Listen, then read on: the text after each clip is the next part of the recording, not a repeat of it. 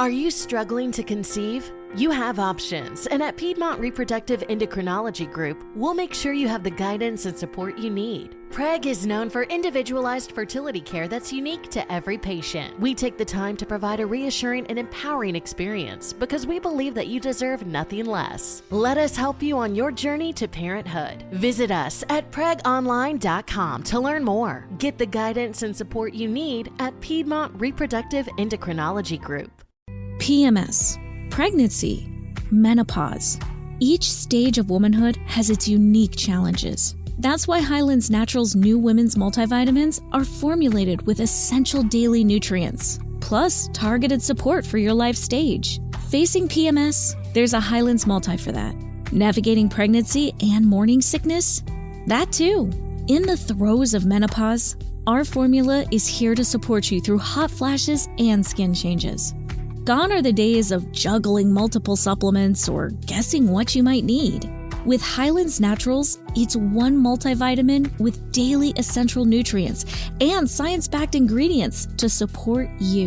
An all-in-one wellness solution to lighten the load for women? Highlands Naturals is here for it. Find your multi at Amazon or Highlands.com. That's HYLANDS.com. Highlands Naturals. We're here for it. If you really like this episode, please support our podcast by going to patreon.com/truecrimewives and get lots of great extras. Good Wives Guide to True Crime. We discuss crimes that some may find disturbing. Listener discretion is advised.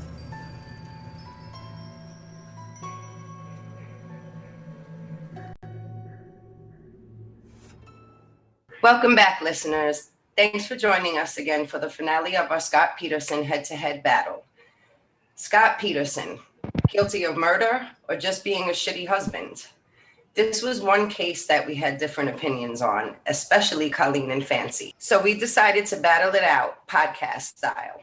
All of the good wives, Fancy, Colleen, Tori, and me, Christina, are here, and we're ready to dish more about the case. And me and Tori are going to weigh in and give our verdicts. Hey folks, it's time to grab your glass of wine because Good Wives Fancy, Tori, Colleen, and Christina are about to serve up another true crime case.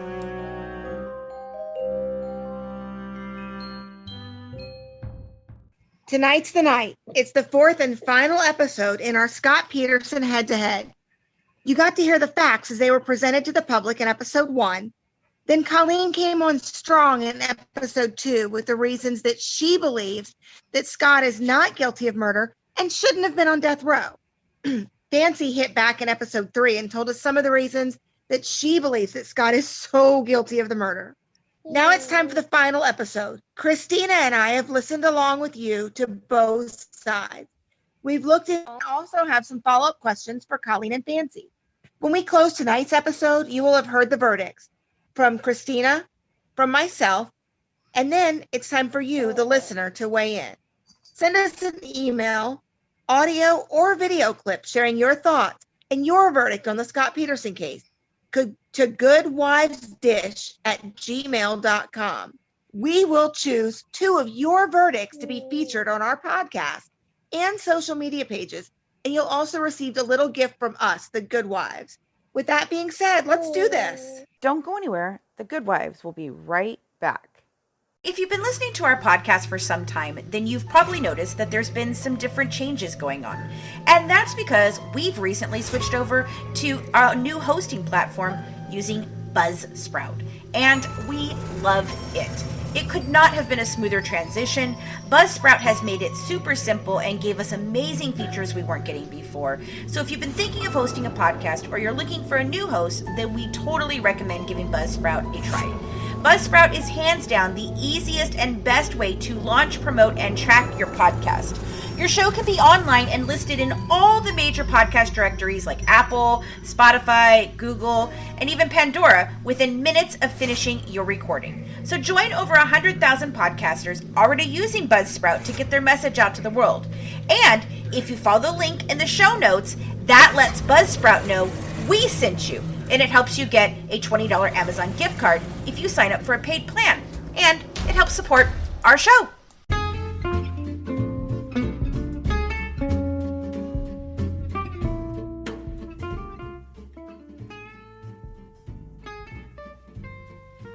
Every episode, we like to serve up a special dish from the state that our crime takes place. So here's our resident Cajun Mama Ty to tell you what our true crime dish of the week is.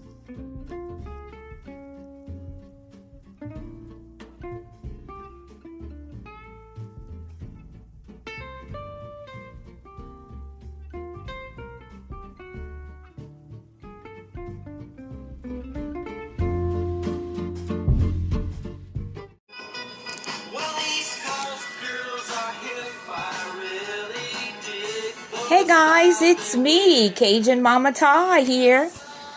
I have some California girls playing in the background, some Beach Boys, and here I am with another recipe. It's a California coleslaw. You can use it as a side dish for a good barbecue or even fried chicken or any kind of fried foods. So, it is a sweet summer treat. It has fresh vegetables in it. It also has an awesome marinade to go on top. It is a 20-minute prep time and 20-minute time till serve.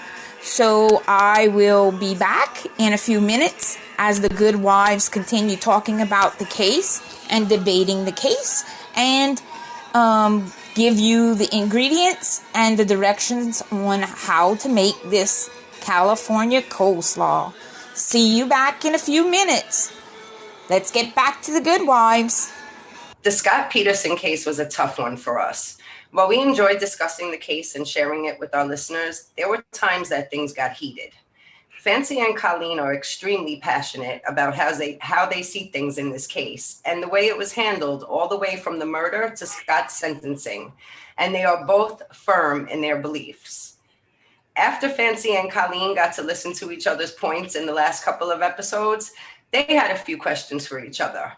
Tori and I also had some questions for them, so we submitted our questions for each other.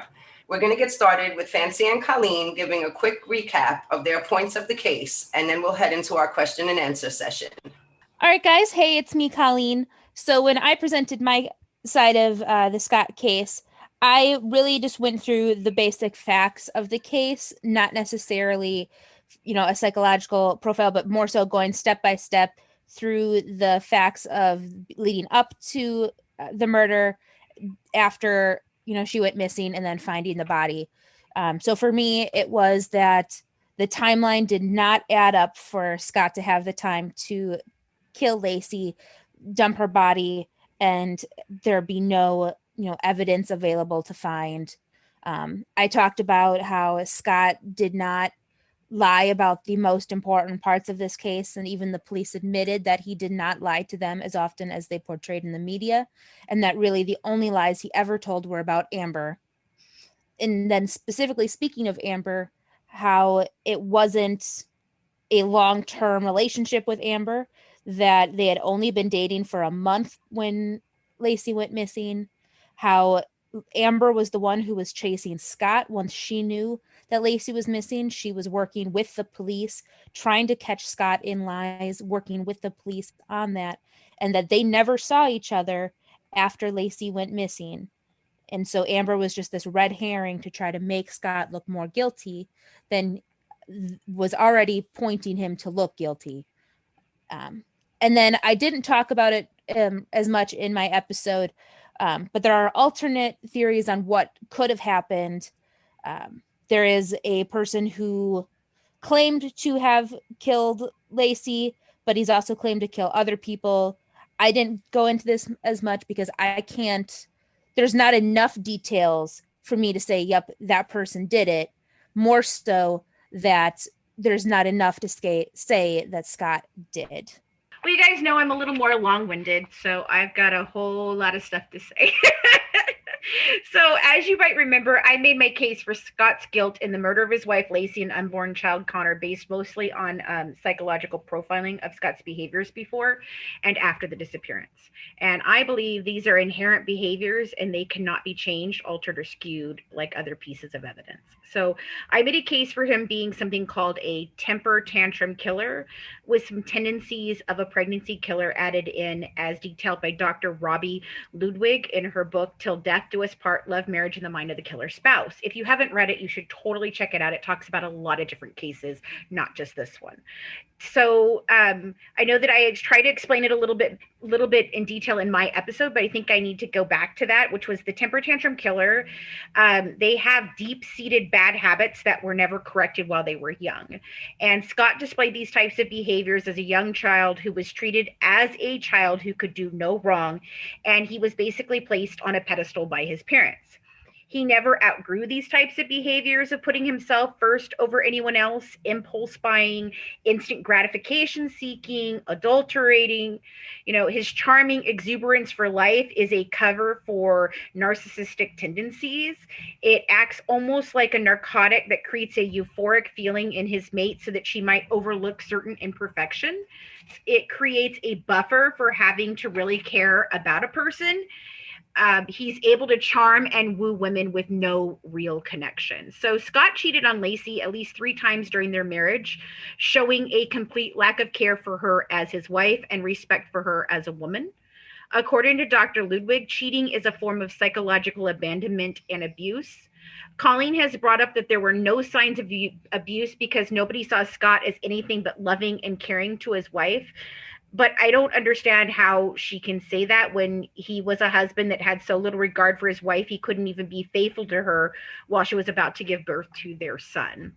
This is an indication of derogatory feelings towards women in general, especially those in his life. And Scott had an impulsive nature to him. He made large purchases on a whim, dropped and picked up women like others changed underwear, and had a general lack of respect for women. All of these things can be indicative of an abuser. And oftentimes the abused don't even realize they are being abused because they are used to the highs and lows of their partner's temper tantrums. The fact that nobody knew abuse was happening, that no reports were ever made, does not in any way indicate that it didn't happen, and it disturbs me that anyone would allege otherwise. Every minute, about 20 people are physically abused by an intimate partner in the United States, according to the Centers for Disease Control and Prevention. Approximately 1 in 4 women will be abused by their partner in their lifetime. According to a Maryland study published in the Journal of the American Medical Association, pregnant women are more likely to die of homicide than any other cause. The National Crime Victimization Survey administered by the Bureau of Justice Statistics is the nation's primary source of information on non-fatal crimes, both reported and not reported to the police. In the most recent report published in December 2018, the results showed only 47% of cases of domestic violence or intimate partner violence were reported to the police. That is less than half. So just because nobody saw abuse does not mean there was none. Based on these assessments, I strongly believe that Scott fits the bill for the sole person responsible for the deaths of Lacey and Connor. I think all of us, including you listeners, are clear on where Colleen and Fancy stand. And I bet that most of you have pretty strong opinions on this case also. It's one of the high-profile cases that everyone knows about, and everyone thinks they know what really happened. People are so passionate about this case. We've seen it online and even among friends. And you know what? We get it. We've all seen cases where an innocent person was convicted or a guilty person walked free. Everyone knows that it happens, hates that it happens, and wants to stop it from happening. When it comes to any case, no matter which side you're on, the common ground is that nobody wants an innocent person to go to prison or be put to death, and nobody wants a guilty person to get away with murder. Sometimes it's hard to keep that common ground in mind, but it's always there. Don't go anywhere. The Good Wives will be right back. The Good Wives love saving money. We recently signed up with Rakuten. I'm sure everyone can use all the help they can get right now stretching money. So we wanted to share our code with you. if you sign up for Rakuten using the link in our show notes, once you've spent $20 shopping, then you'll get $20, and so will we. So it helps you save, and it helps the Good Wives to keep bringing you true crime content. I think that's a win-win situation.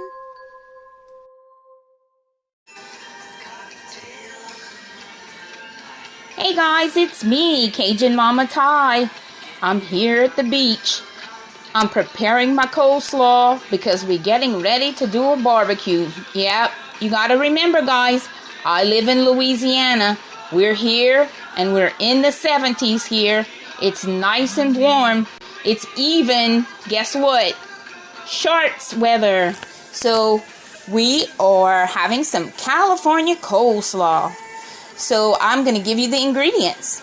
It's a small chopped head of cabbage, a small chopped white onion, a regular green bell pepper chopped, a regular red bell pepper chopped, small carrot shredded, half a cup of vinegar, apple cider vinegar, 3 tablespoons of white sugar, half a teaspoon of salt, and freshly ground black pepper, and a half a cup of vegetable oil.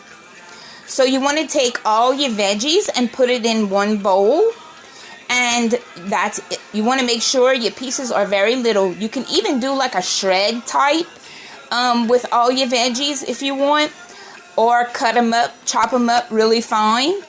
And then you want to go ahead and in another bowl, you want to combine the vinegar, sugar, salt, pepper, and oil. That's going to make your marinade. You want to mix that in the bowl and toss that together and make sure that it's coated well. You can put it in the refrigerator if people like it cold. Here we like our coleslaw kind of room temperature, so we put it in the refrigerator to keep it cool and then take it out when you're ready to serve. So that is our California coleslaw. So we will head back to the Good Wives as they finish up the case of Scott Peterson. And we'll see y'all on the next case.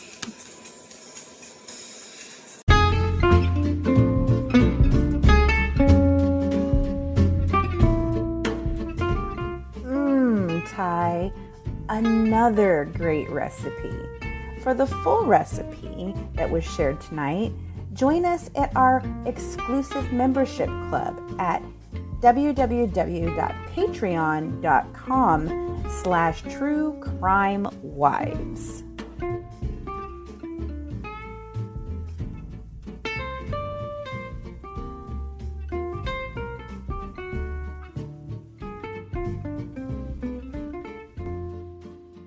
It's time for our question and answer session. After hearing everything from the past 3 episodes, Tori and I had some questions for Fancy and Colleen, and they also had some questions for each other.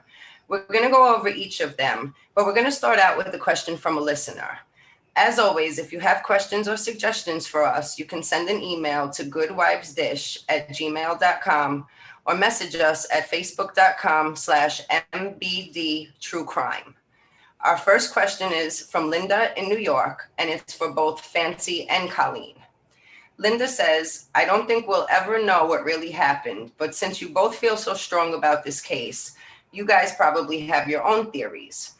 I want to know, what do you think happened to Lacey? When did she die? Where did she die? How did she die? Okay, well, I guess I can go first. I don't have a specific, idea of what exactly happened because I wasn't there, and the evidence in this case as far as blood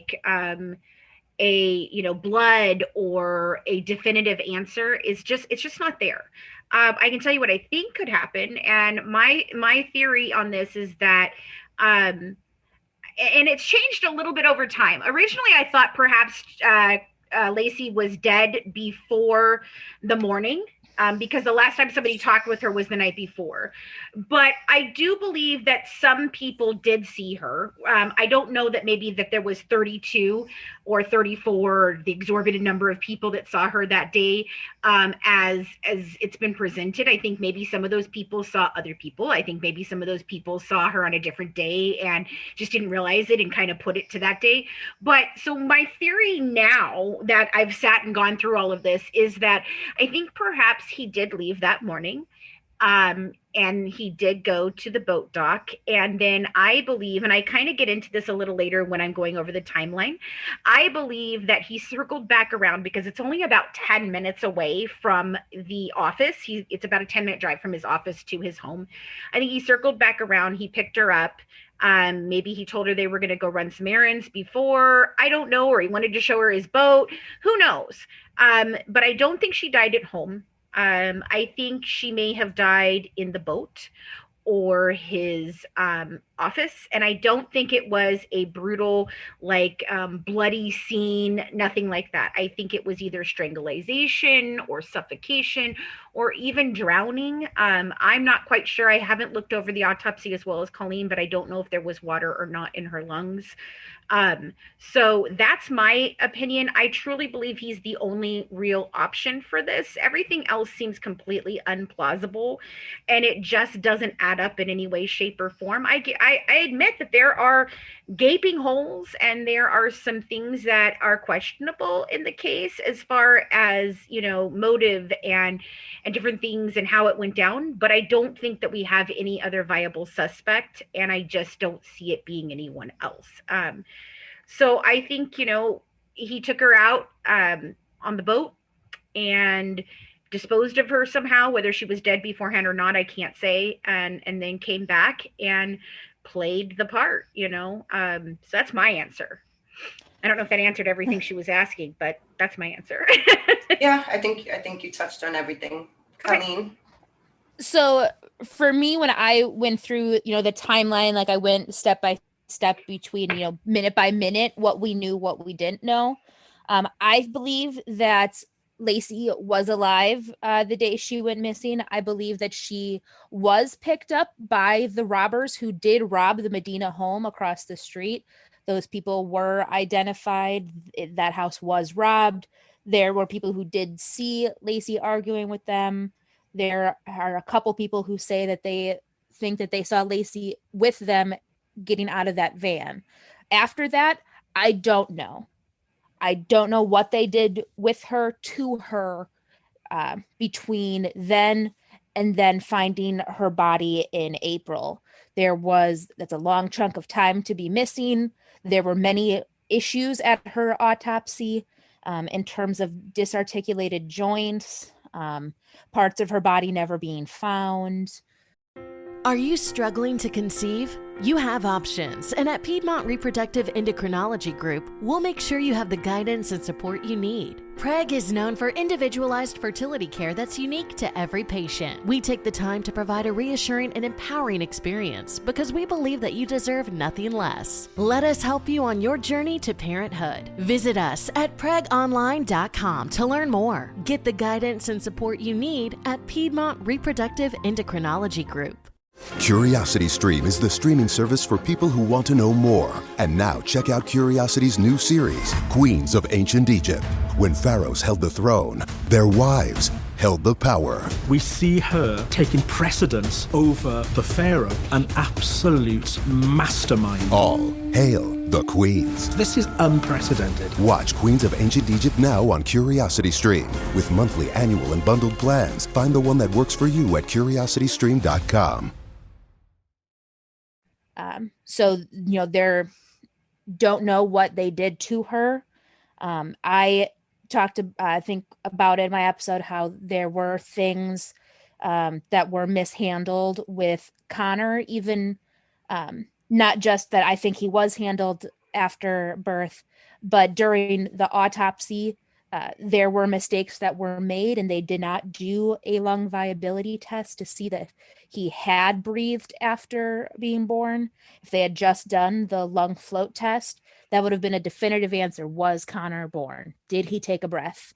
And they didn't do that.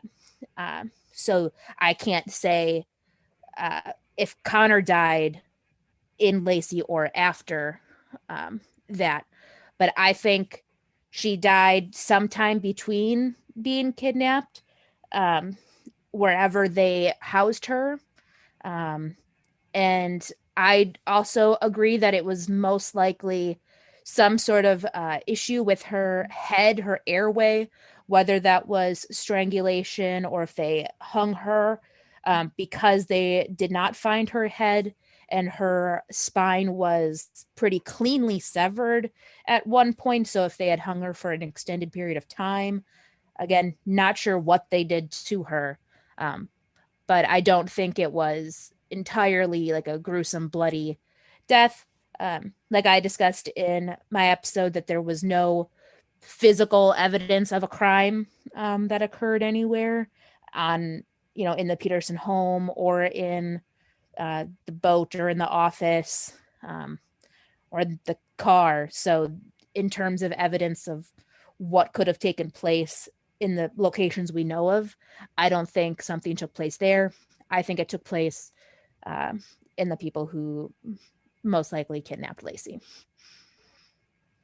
Okay, I think that was a really good question, because so many people have such strong, like you said, Fancy, you're not sure, did it happen the night before? At one point you thought it did, and there are some people who just have like these specific theories on what they think happened. So I know I always like to hear what people think about it personally.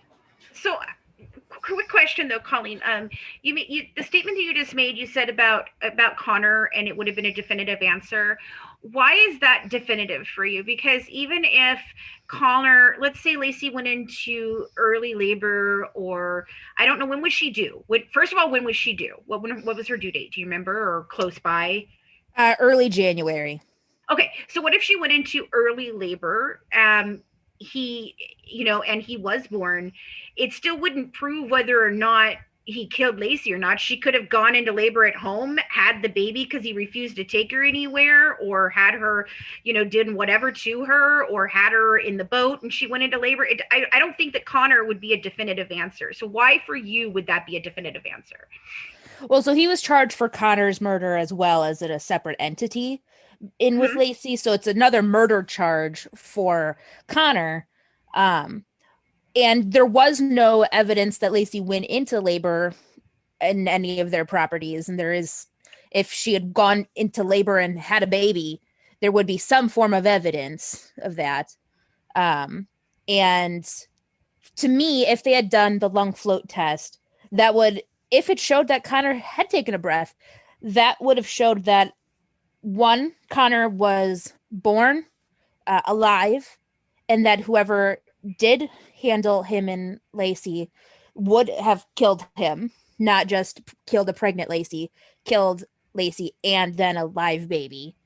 And that Connor being born after the 24th would have showed that's when Scott, she's missing. The police now are aware that and are monitoring. That would have showed that Connor was born and died after reported missing, and then it physically could not have been Scott.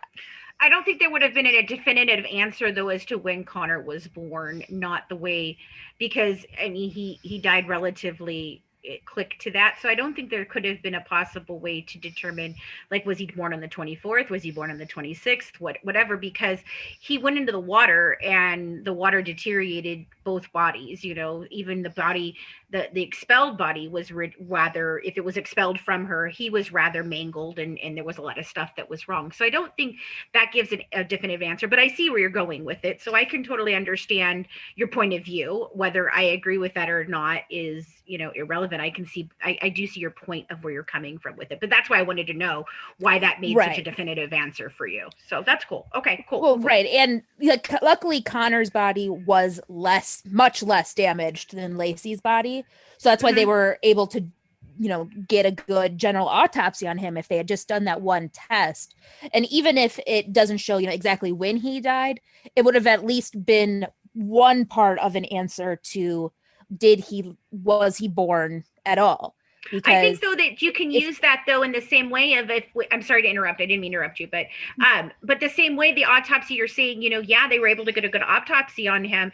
They were able to get much more. His body was less mangled. Then I would say that would lend to the idea that he wasn't born, that he was protected inside of his mother's body for quite a bit of time. Right. And that's what I'm saying is if they had just done it, they could have proved that point solidly. Even if it doesn't help my side of the case, if that goes to the case that, Lacey, died while still pregnant and Connor wasn't born, at least it's a definitive answer. In terms of the scientific side, whether science helps my side or not, that was a complete giant error made by the medical forensic team and the person who did the autopsies, because that's something that they had the chance to do, could have helped the prosecution, really could have helped the prosecution in that factual evidence, which is now really going to come to play now. And it's something that can't be retested. It was, you had to do it and they didn't.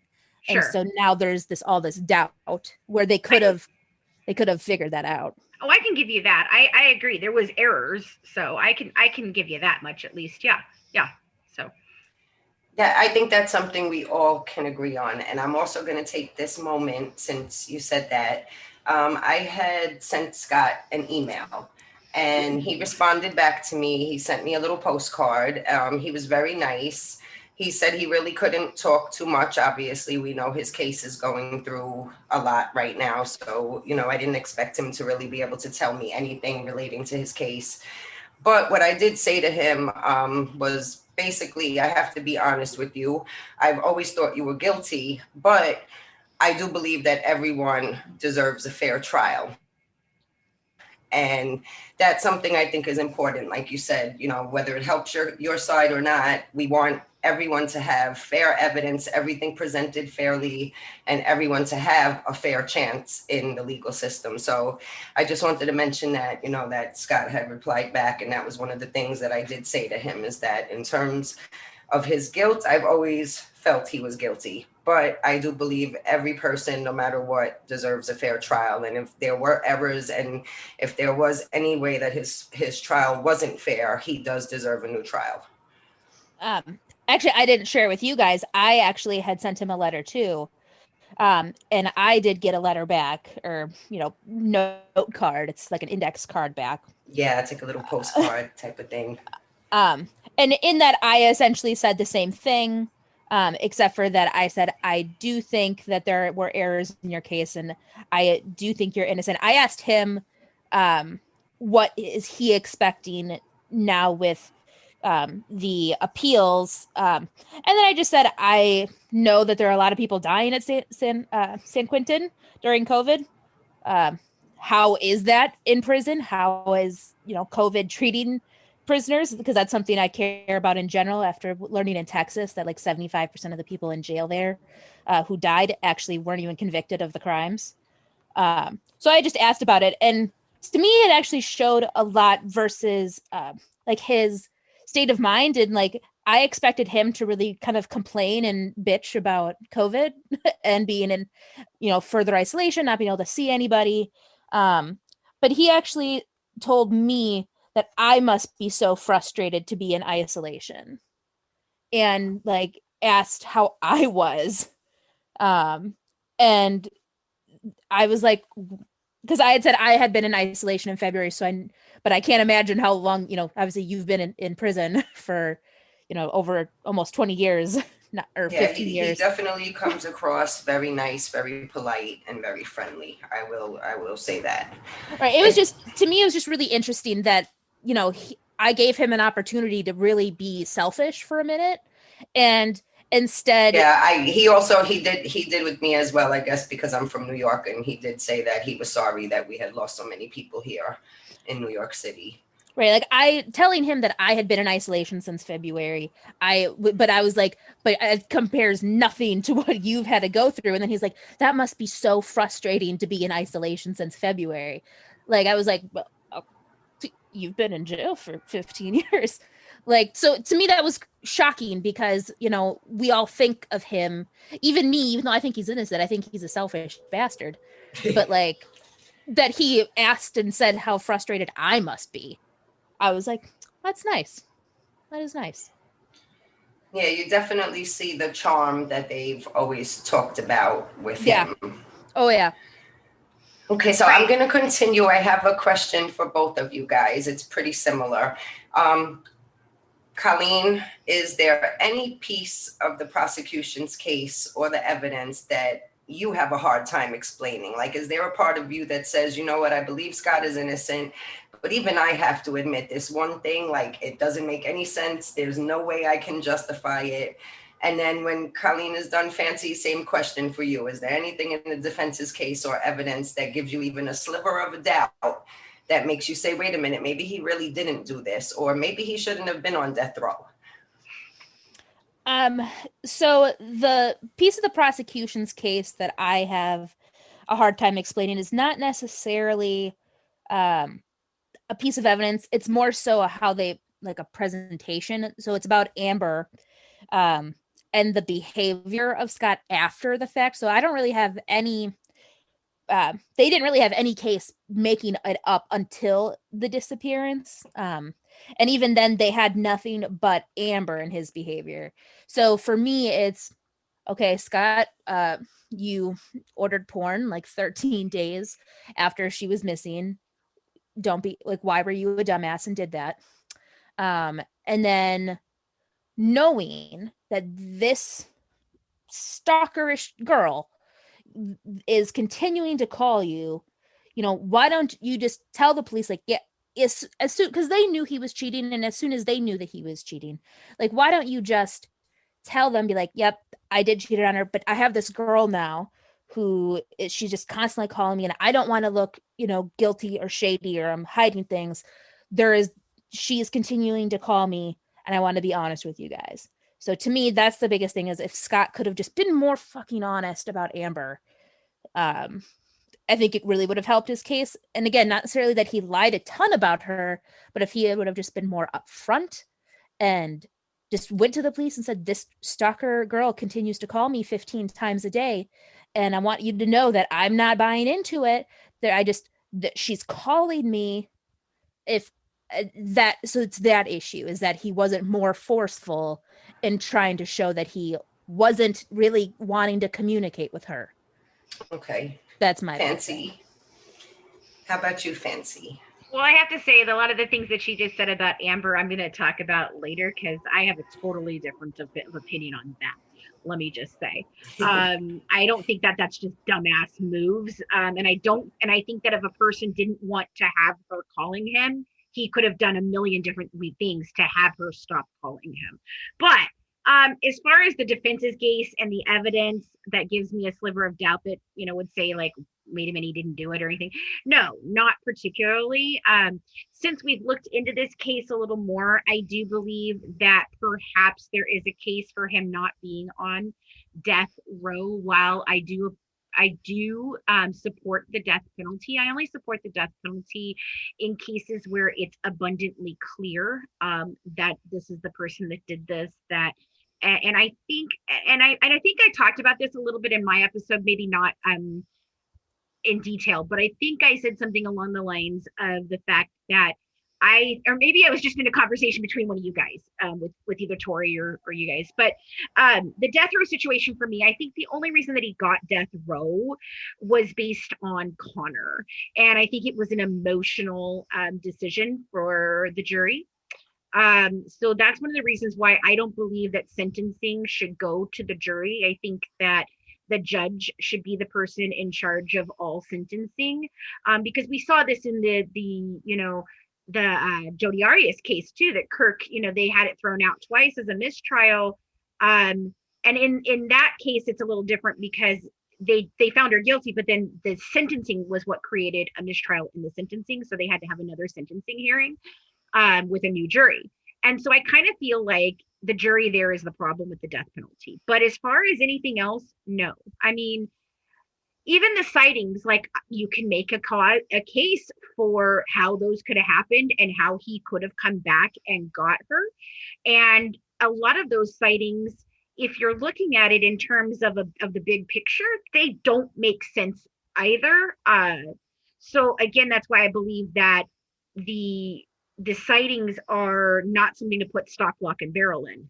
Like they should be taken with a grain of salt, because eyewitness testimony is some of the absolutely completely 100% like faulty of all evidence and all testimonies, because people see things in different ways. It's not just your own way of seeing. Like what I see a pink bottle sitting in front of me, Colleen might think that that bottle isn't necessarily pink. It might be a different shade, where she might call it like I can't think of like what a different color for pink, but like green. Okay, so teal. I think something's teal, and you might say, oh, Christina thinks, oh no, that's turquoise, and Tori might say, hey, that's green. But it's the same piece of paper that we're looking at in that same color scheme. Does that, if that makes sense? So when you're thinking about a person and their perception of something, there's so many things that come into that I just don't take the eyewitness testimony of when they saw her and the timelines to be like completely 100%. Yeah, I can't disprove that in some way, shape, or form. So I guess that's my reasoning. But yeah, I think death row might have been a reach, and it might have been an emotional decision by the jury. My next question is for Colleen, and you actually brought this up when you answered the last question. I can agree that many men cheat, and that doesn't make them murderers. But for most normal people, I would think that your sexual appetite would be somewhat ruined if your spouse was missing. Would you agree with that? And if so, how would you explain Scott adding porn channels to his satellite services while Lacey was missing? And I want to also specify that according to the court documents, he started off with one porn channel, and then he called to switch it to a more hardcore porn channel. So he had time to think about it, before he called back and added, even more porn. So how do you explain that? So like I said, I think it was, it's a gross kind of pig move. Like I said, I think he's, a cheating bastard. I think maybe he did have a issue with being faithful. Like we said, he cheated several times, and he was still cheating on Lacey in November and December. So I'm thinking after Lacey, like this is my speculation, thinking after she was missing, obviously he doesn't want to be caught cheating with Amber, and physically being with another woman, and Lacey being out of the house, he's got the TV to himself. I'm guessing he was taking out his urges that way. Okay. Not saying it's smart. My appetite would be completely ruined if Tim was missing. But not just Tim, his baby. Like, right. I can understand. It's bad. No, like it's not bad. It's not just bad, Colleen. It really does speak to his character and what type of person he really is, and how kind of sick and depraved that is. It's sexually deviant. Your wife, it's not just sexual deviant, it's depraved. Your wife and your son are missing. If my husband and one of my children, especially an unborn child, are missing, there would be no time in my thought process, no matter how much sexual deviation or how much of a cad I was or anything like that I would be able to think about, hey, let's get a porn channel and let me watch that, because my whole life would surround around looking for my missing spouse and child. I am totally disturbed, and it this is where I get kind of annoyed with your thought process on these things, because if that happened in any other case, you would be completely astounded and livid and just, oh my God, that's horrible. But in this case, you make excuses for him at every turn, and it really kind of boggles my mind, because you don't make these concessions in other cases. Well, I think he's a pig. I lends credence to your point. I am agreeing with you that he is being a selfish pig, and he's not caring enough. But you pretty much said he wanted sex so bad, but he knows how it would look to get caught cheating now. So I need this porn so that I don't go out and cheat while my wife is missing. So yeah, you are admitting that he's pretty shitty. I will give you that. Well, yeah, I mean, you're admitting it's shitty, but it goes beyond shitty. Like, that's disturbing. To me, it's physical evidence. To me, this case is physical evidence. So you're just saying the only reason that you think he's not guilty is because there's a lack of physical evidence. And motive, yeah. There's not a lack of motive. There is a lack of physical evidence. I'll give you that. But we've talked about cases on much deeper levels with no evidence. So, are you struggling to conceive? You have options, and at Piedmont Reproductive Endocrinology Group, we'll make sure you have the guidance and support you need. PREG is known for individualized fertility care that's unique to every patient. We take the time to provide a reassuring and empowering experience because we believe that you deserve nothing less. Let us help you on your journey to parenthood. Visit us at pregonline.com to learn more. Get the guidance and support you need at Piedmont Reproductive Endocrinology Group. CuriosityStream is the streaming service for people who want to know more. And now check out Curiosity's new series, Queens of Ancient Egypt. When pharaohs held the throne, their wives held the power. We see her taking precedence over the pharaoh, an absolute mastermind. All hail the queens. This is unprecedented. Watch Queens of Ancient Egypt now on CuriosityStream. With monthly, annual, and bundled plans, find the one that works for you at CuriosityStream.com. But anyway, I mean, I digress. You can, go on. Let's yeah, let's go on.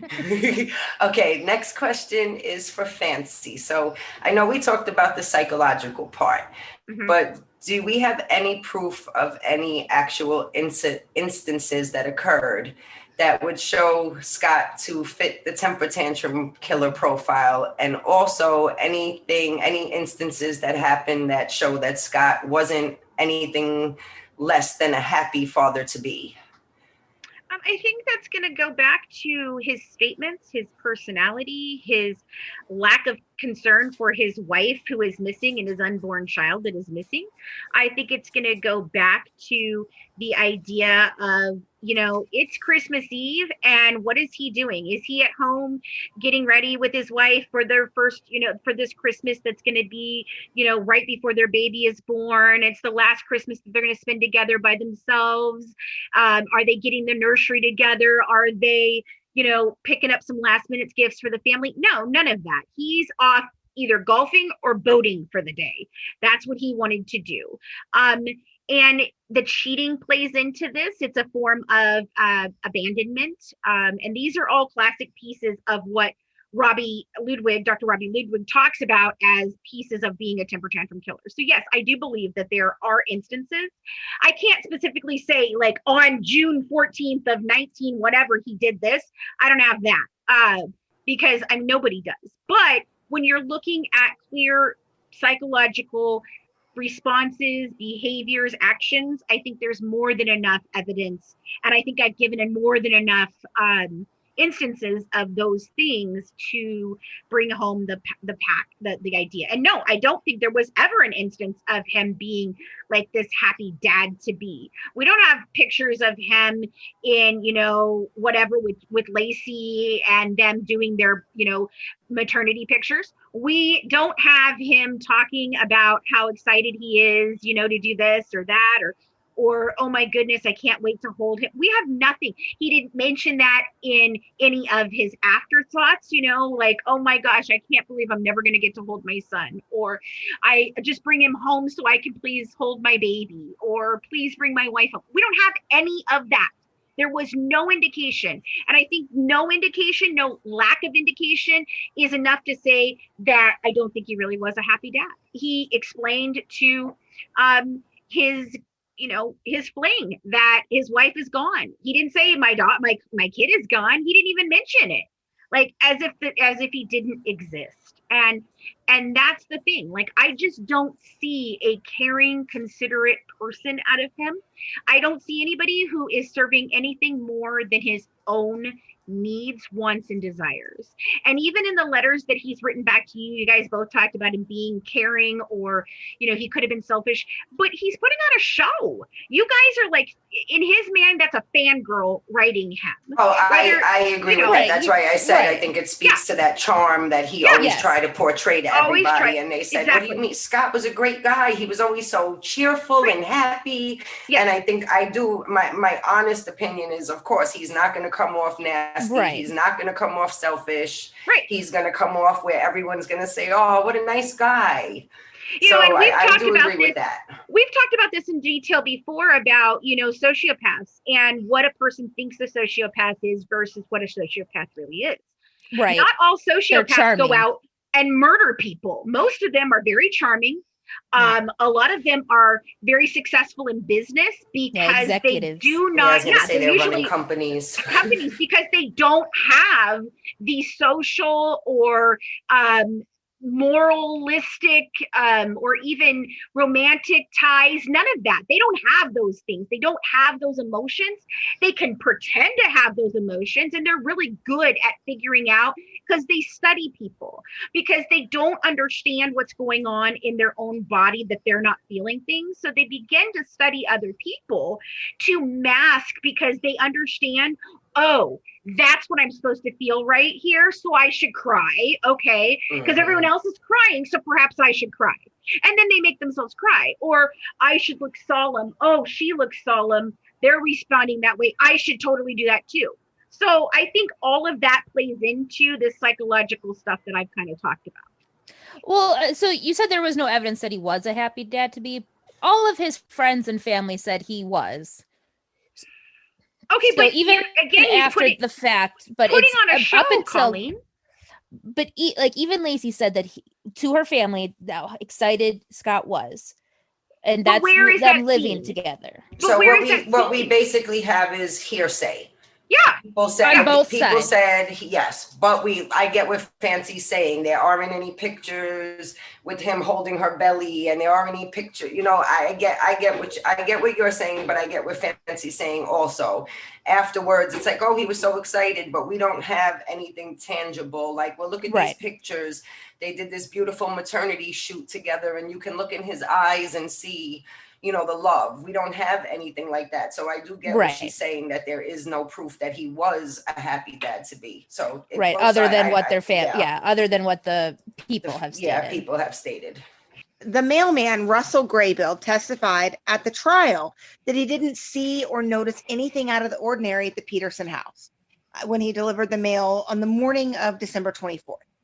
He never said the gate was open during his testimony. It wasn't until years later that Graybill submits an affidavit for Scott's appeal, saying that he noticed the gate was open the morning Lacey went missing and Mackenzie wasn't barking. And that affidavit contradicts his testimony that he didn't notice anything out of the ordinary that morning. So how do we determine which time he was telling the truth? Which time was more accurate? The time that was immediately after the fact, or the time that years later? I mean, how do we determine which one for you? Well, so I, like Fancy has said, that, witness statements are ones that are, the most likely to be unreliable. And like, I agree. For me, when it comes to like the sightings and stuff, it was just that there were so many sightings that it was more than just one or two people. It was just a lot of people. For this, the mailman, I don't know which affidavit to believe and which one he was telling the truth in. Either way, it would, if Lacey and the dog were not there delivering the mail, she's out of the house. And if either way, it actually shows that Lacey and the dog were not there, because if the dog was there, would have barked. If the dog wasn't there, it didn't bark. So he's saying that, nothing was out of the ordinary, no problems. his testimony isn't the most reliable, but neither is it the most compelling in the argument. Okay. It's not necessarily need to know pivot information. Okay. However, you did put this testimony in there, and I kind of think you should read it because it does make sense, and it makes, to me, his testimony is interesting on both counts of that he went back and forth. And one time he was saying that there was nothing out of the ordinary, and then he says later that he noticed the gate was open the morning Lacey went missing and Mackenzie wasn't barking, because Colleen was just saying, well, the dog wasn't barking, but he had said often that the dog always barked at him, so that is something out of the ordinary if the dog is not barking. Okay. Does that make sense? Yeah. Okay. So do you want me to go back and how do you want to put that in? Well, you're just saying, I guess I can just, like, it says here that in his testimony, he basically said, no, he had no problems on December 24th. It was a normal day. And then he was asked, and as far as you can recall, were you able to deliver the mail at 523 Covina? And he said, yes, I was. And then he was asked, was there anything out of the ordinary or anything out of the unusual or anything that caused you to pay attention? He said there was nothing out of the ordinary. And then there was no other questions. Well, if the dog didn't bark at him and the dog always barks at him, then that would be out of the ordinary. Right. And like if the gate is always right, and if the gate is always closed, if they don't bark, my first question is, where are they? What's wrong? What's going on? Because they didn't bark at me. So that is something that I would notice if it was out of the ordinary if the dog didn't bark. Right. Right. I think it's interesting, but to me, like, the case doesn't hinge upon this guy's testimony. Well, no, I don't think so. Okay, go, Tori. I think you're clear enough right now. Okay. So Scott came home and he found Mackenzie with his dirty leash on. And Scott said he removed the leash and went inside, had pizza, took a shower, did some laundry, then called Sharon Roca looking for Lacey. But wouldn't the dirty leash still on the dog be a red flag? I mean, I know I take the leash off my dog. I'd be afraid it would choke my dog. So, if like, I guess an example would be like if Mackenzie had ran after a squirrel or something and pulled Lacey and Lacey fell and got dragged through the dirt or something, why wouldn't he have been concerned that something happened to Lacey, that she wasn't with Mackenzie, even though there was a dirty leash? Do you understand my question? Right. You asked the same question in our episode, with my episode. Okay. And I answered it there too, but I'll answer it again. Did we do that in your episode? I thought that was when we started doing this one and then we stopped. No, we definitely answered it in my episode. Oh shit. Sorry. It's fine. I'll answer it again. Fine. It's fine. Yeah. Okay. I think in that moment, so after the fact, yeah, should be a red flag. Why is the dog's leash on? But in that moment, I don't think he was thinking red flag. He didn't know his wife was missing. He didn't know something was wrong. So I think as a man, just goes through his normal, what he would have done. After the fact, obviously, yeah, something should have clicked. Pregnant wife, the leash is still on the dog. Why is the leash on the dog? Should have clicked. At the time, I don't think he was thinking. We know that he is a selfish person. He most likely wasn't thinking of Lacey at that moment. He wasn't thinking about her until he listened to that message from Sharon looking for Lacey. That's when he, clicked, oh, she's not where I thought she was. So I think he was in the moment, not thinking about it. Dumbass move. He should have, always thinking of, of these little things, especially when his wife is 8 months pregnant. He wasn't. I admit he is a selfish guy, and I think that he just wasn't thinking. Again, in the moment, he didn't know anything was wrong. You seem to make a lot of those concessions for him. I think he's just a bonehead, selfish dude. In the moment concession. Yeah, in the moment he right. wasn't thinking. In the moment he was being an asshole. In the moment he was selfish. In the moment, that's my issue with your opinion on this. Right. And it isn't necessarily my opinion that I don't understand your opinion on this. It's that it's so glaringly different than your opinion on any other case we've ever looked at with similar circumstances. That's my issue. So my question. So, and that was my next question. Right. Is why do you believe so fully that he is innocent when you have to make a concession and an excuse for everything that he says? Like, or does. For me, that would, says or does. Every single thing is that. Yeah, says or does. Like, so that's my next question. I do have a question. I have questions for Fancy too, so I'm not just picking on you, Colleen, I promise. But like, what is it about this case that makes you so sure that he's innocent when you have to make an excuse and a concession for everything? Like, there isn't really anything that I've heard you say that is just glaringly obvious that, hey, look, he didn't do it because look, I mean, right here. Do you know what I'm saying? Is that? Well, I mean, I think I admit many times that it was not a good thing that he did, that he lied, that he cheated. I don't make excuses that he did. Right. But my question is like, if your husband were to come home and you had to start making excuses for everything he did or said every time he said or did something, wouldn't you get tired of that as a wife? Wouldn't you be like, all right, look, buddy, there's something going on and we got to have a conversation?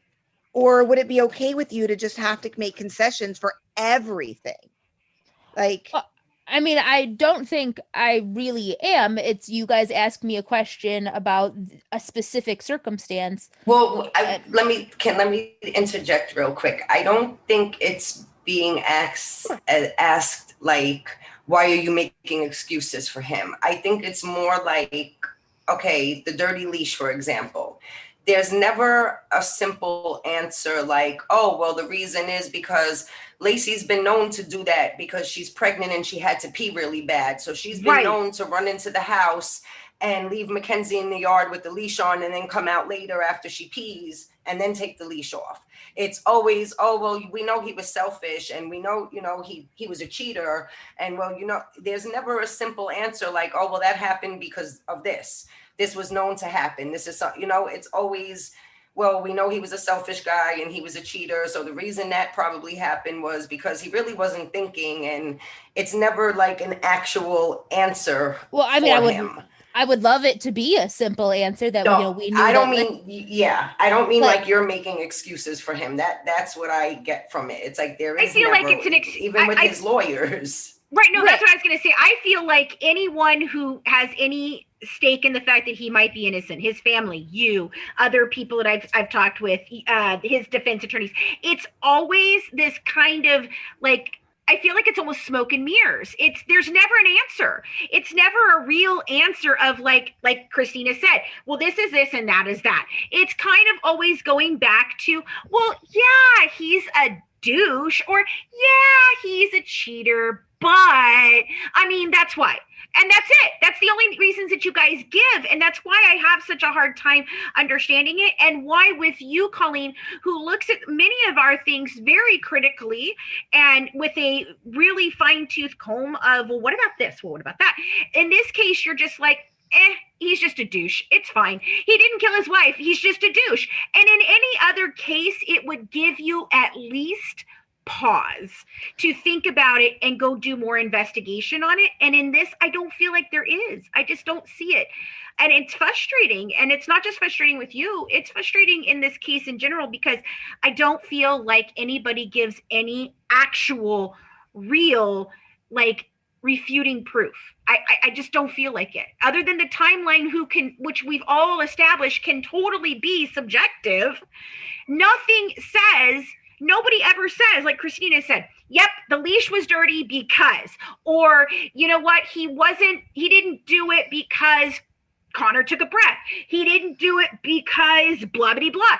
There is none of that in this. And infuriating because any other time, you personally, I know, wouldn't see it this way. It's like, I don't know. Do you have a fascination with him? Are you attracted to him? I'm not trying to be crappy here. I'm really trying to understand why, in this case particularly, you're so set on innocence when there's so much question about it.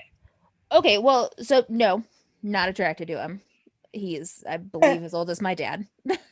But to me, it. Colleen. Sorry, guys. I was like 7 or 8, maybe 12. Right, but you're not now. And if you look back at the case, you can look at him and say he was an attractive guy at the time. So for me, I have studied this case very extensively. That I say I think it's because he was being selfish and a douche, because I'm not going to make up a fact. You know, we don't know if Lacey had a tendency, maybe she had a pee, she left a leash on while she ran inside. I'm not going to make up that fact and say that happened. Based on the information we know, the facts that we know, the evidence that we have, that's what I base my opinion on this case. But that's the thing. Usually when we're talking about like an innocence versus guilt kind of thing and there's question, there are definitive things that you can say, well, this happened because of that. And maybe you don't know that Lacey ran in and peed all the time and left the dog out. But if that had happened, then we would know that, because that would have been something that Scott would have used as his part of his defense. His defense team would have said that. There is none of that. His defense team literally did no things that had any definitive proof whatsoever. That's my biggest issue. Well, okay, so let me finish. Right. So go ahead. You know, his defense team did not do the greatest of job. They said that they were going to bring the wall of facts and totally wipe out the case. And then they failed.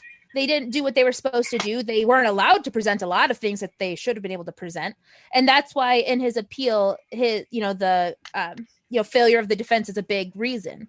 But for me, in all the other cases, we examine, the person who is suspected of doing it, there are signs and behaviors and evidence up the wazoo that something was going to happen or did happen. In Susan Cox Powell, there were diaries written by her husband and then by the father-in-law. There was creepy cameras. There was, a wet spot on the floor. He took the kids camping in the middle of the night. There was incest porn on the computer. Like, there was a ton of things, even though circumstantial, point to guilt. The circumstantial things in this are all after the fact, not before the fact, and that there's none of that evidence. The circumstantial evidence is he cheated and he's selfish because he cheated. But so really, so basically you're saying the fact that he's a sociopath, it means that's throwing out everything else because he's a really good sociopath? There's no evidence to say that he killed her.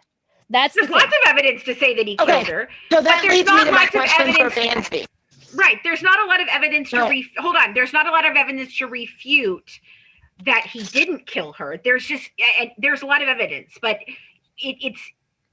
it's one of those things where you have to put it all together or you don't see it. But if you don't put it together, if you just question him, make an excuse for him on every way, which or form, and it's basically, yeah, he's a shitty dude, that's not a defense, dude. That's not a defense.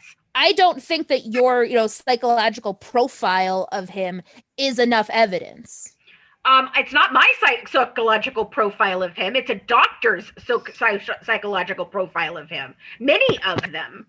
But there are experts on both defense and prosecution. I don't think a psychological profile is enough to convict somebody of. I don't think it is, but along murders. with all the evidence that there is, I think it definitely is. So anyway, go ahead, Tori.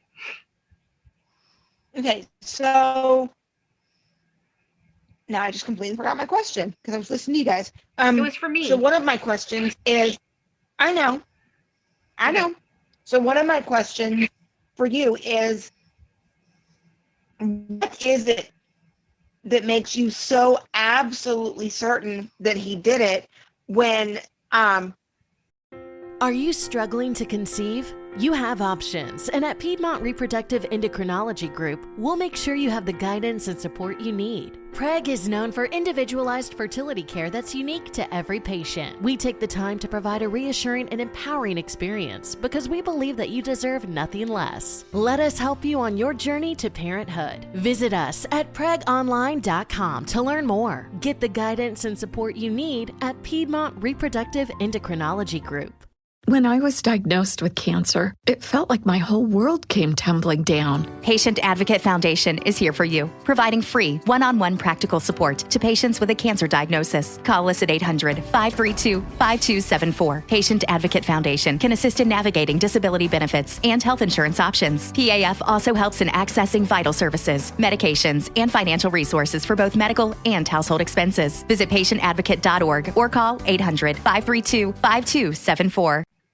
Like Colleen was saying, and like you just said, there wasn't actually anything that flat out said, here's the blood stain, here is, the carpet inside of his car and the trunk is missing, or, anything like that. What is it that makes you so certain that he is guilty when there isn't any actual flat out hard concrete evidence that he did? Because there is no other viable option. If any which way you look at any of the other presented theories, ideas people present, they're all very convoluted. They're very, it's almost like you have to tell a fairy tale to be able to follow like the thought process, like the serial killer. Like when we talk about that serial killer, which I'm going to bring up in my stuff, like the serial killer, if you look at it, and you put any type of critical lens on it, it falls away. If you look at the guys across the street then that falls away. And so there's no alternate story that makes any sense. Okay. And I'm kind of one of those since people. You brought them up. How is it? Go ahead, finish your thought. I was going to say, I'm one of those people that, most of the time, and I'm going to put this two different ways. One way is if it quacks like a duck and walks like a duck, it's generally a duck, right? But beyond that, it's usually the simplest answer is the truth. When you start talking about, the robbers across the street or a serial killer or some other random weird thing, she's being held in a bay for months on end and she's in the water. Like, they're so far-fetched stories. It's like telling a tall tale and then expecting you to go, oh, okay, I can believe that. No, the most 90%, and I get into this later too. I was going to say, if you want the statistics on how many women are killed by their spouses and partners and intimate partners versus how many women are killed by strangers, it's astounding. So, and especially with pregnant women. So, I mean, there's a lot of that comes into my thought process. And again, yes, I understand, but you can explain why there is no blood. You can explain why people might have seen her. And all of it still comes up with it goes to Scott. It goes to Scott. Okay. So since you brought them up, I know. Let's talk about the robbers across the street for just a second. I know that, and I'm sure our listeners, and I'm sure you guys are like me, at any given time on one of the TVs in our house, I can almost guarantee you that there's some sort of crime show on, whether it's ID TV or whether it's Crime Network or whether it's Law and Order, SVU or CSI or Criminal Minds or NCIS, whatever. There's almost always something on one of the TVs. Yeah. So when you watch those shows, and I realize that those are dramatizations, those are for TV, but when you watch those, you see that, like, if somebody interrupts a robbery, the robbers don't want to get caught, they get rid of the witnesses, right? So sort of, those but guys, okay, but I have a lot of information about the robbers. So you want? I mean, I can get into my stuff about the robbers if you'd like.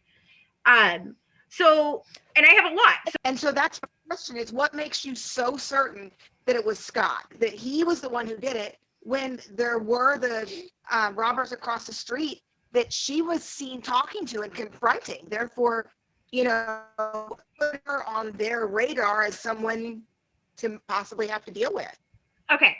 So, I mean, you're kind of, I put together kind of a whole timeline of things, and it kind of touches on all of this. So I can jump into the robbers, of course, and tell you why I don't believe the robbers are viable. And it goes down to actual timeline issues, and it goes down to evidence about the robbers and what they did and didn't do in the home of the Medinas. So I can get into that. Can I go ahead? Or because I do have questions about this, and it brings up several questions. Or do you have more questions, Tori, that you'd like to get ahead first? No, that was my okay. Well, okay, so let's talk about the robbers first. So according to Kristen Dimpwork, she saw Scott loading umbrellas in his truck at around 9:40. And then she also says she sees the long white van parked in front of the Medinas, which I kind of find that odd, but it is Christmas Eve, so maybe they thought the van in front of the house was visiting somebody nearby. But the fact that she even noticed the van at that point in time, that they're just sitting there, but she doesn't think it's odd enough to do anything about it or worry about it, that kind of is interesting to me. But she remembers Scott coming across the street or coming in and loading umbrellas in his truck at 9:40, which could beg to reason that could go back to, was he really loading umbrellas? Or because they were big umbrellas, could Lacey have been tied up in one of those umbrellas? Could she have been dead already when he left that day? Possibly. But here's more information about the robbers. The two robbers are seen by Diane Jackson at 11:40 removing the safe. So were these robbers just taking their sweet time? Because the Medinas left at 9:33. Kristen Dimpwork sees him at 9:40, sees Scott doing this at 9:40, and she notices their van. So are they just taking a long ass time while they're in there? Because it's not until 11:40 that Diane Jackson sees them. So where's the answer for that? Do we know?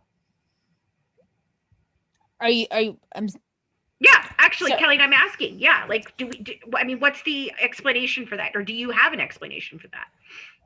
So during that same timeline is Scott is documented at a warehouse and the boat launch receipt. So Scott not home, not there. Several I didn't say anything about Scott being No, there. I know, but it plays in the timeline. Lacey's seen by other people. Now we have the Medina's home is being robbed. And from 9:40 to 11:40, they're robbing the same house, and nobody thinks that that's weird, or they're not seen coming in and out of the house 100 times, bringing different things and putting them in the truck. At 9:30, I have where Scott is seen loading the umbrellas. 9:40. I don't have 9:40. Sorry, I don't have a time where Diane or where the neighbor Diane Jackson sees the burglary, other than at 11:40. Right, but Kristen Dimpwork said she saw the truck in front of the house at 9:40, which is exactly 8 minutes after or 7 minutes after the Medinas say they left. And the Medinas say that they saw the van out there too. And then they even say that they had to go around the van to get out of their own driveway, but they don't find it's weird that there's a van parked in front of their home that they don't recognize. That's just a random van that they have to actually go around. So that doesn't make sense to me. But let's keep going. So they leave at 10:33. So there's an hour there where why were they taking their sweet ass time at robbing the house? It goes on because listen, it keeps going. So Lacey supposedly sees them at 10:40, give or take, if we believe the timeline of events. She confronts them. Then according to your accounting, she heads back inside, does a few things, and then heads out to walk the dog. Lacey is allegedly seen by Diane Campos at 10:45 in the park being harassed by two men, one fitting the description of one of the men who was later arrested for the robbery. I find this accounting highly improbable due to the fact that those men had just arrived at the home after getting gas a few blocks away. So Lacey would have had no time to confront them. It is more probable that according to several sources, there was a heavy amount of homeless people in the park next to the one Lacey typically walked through, and she was suspected to enter through that way though it's not sure as to why, since she had complained about the homeless people and was rather scared of them. But this is when Diane Campos supposedly sees her. And again, this timeline seems odd. The walk is about a 2-mile walk the way she went that day, with the park being towards the end. I just don't see a heavily pregnant woman walking that far in that time frame. Do you? Are we talking to me?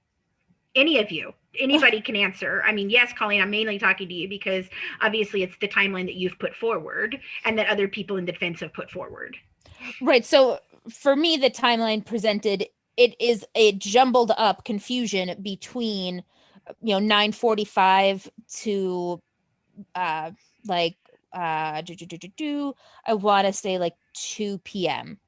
There's a lot of, witnesses seeing different things that are happening. So that doesn't make you think of it's not right?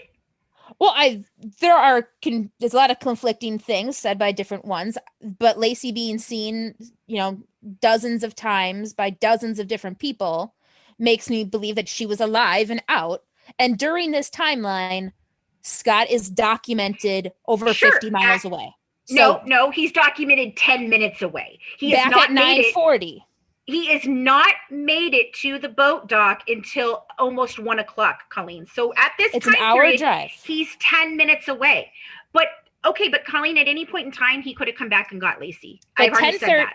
Right, but 10:30 to 10:56, when Diane Campos supposedly sees very pregnant lady, there's computer activity by Scott at the warehouse. I'm not saying, Scott, you're not listening to the question. The question is how does a heavily pregnant woman, walk that far in that amount of time to give Diane Campos and everyone else their time frames?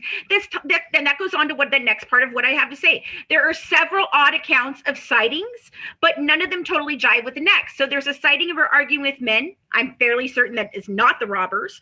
There was an account of seeing a creepy white van with a woman's jacket hanging out of the passenger side. Odd place to hold a person captive. But that couldn't be Lacey because someone sees her after that. I mean, it's very confusing. But here's more about the robbers. The robbers are not very good robbers. They take very little things from the Medina home, even leaving cash and so many valuables. Only one room was ransacked, so that seems very suspicious to me, at least. This timeline just for me does not make sense. I might even be willing to say that she was out on a walk on Christmas Eve, even though she had previously told her mom she could no longer walk Mackenzie because of her size and how uncomfortable she felt. But let's just say she did.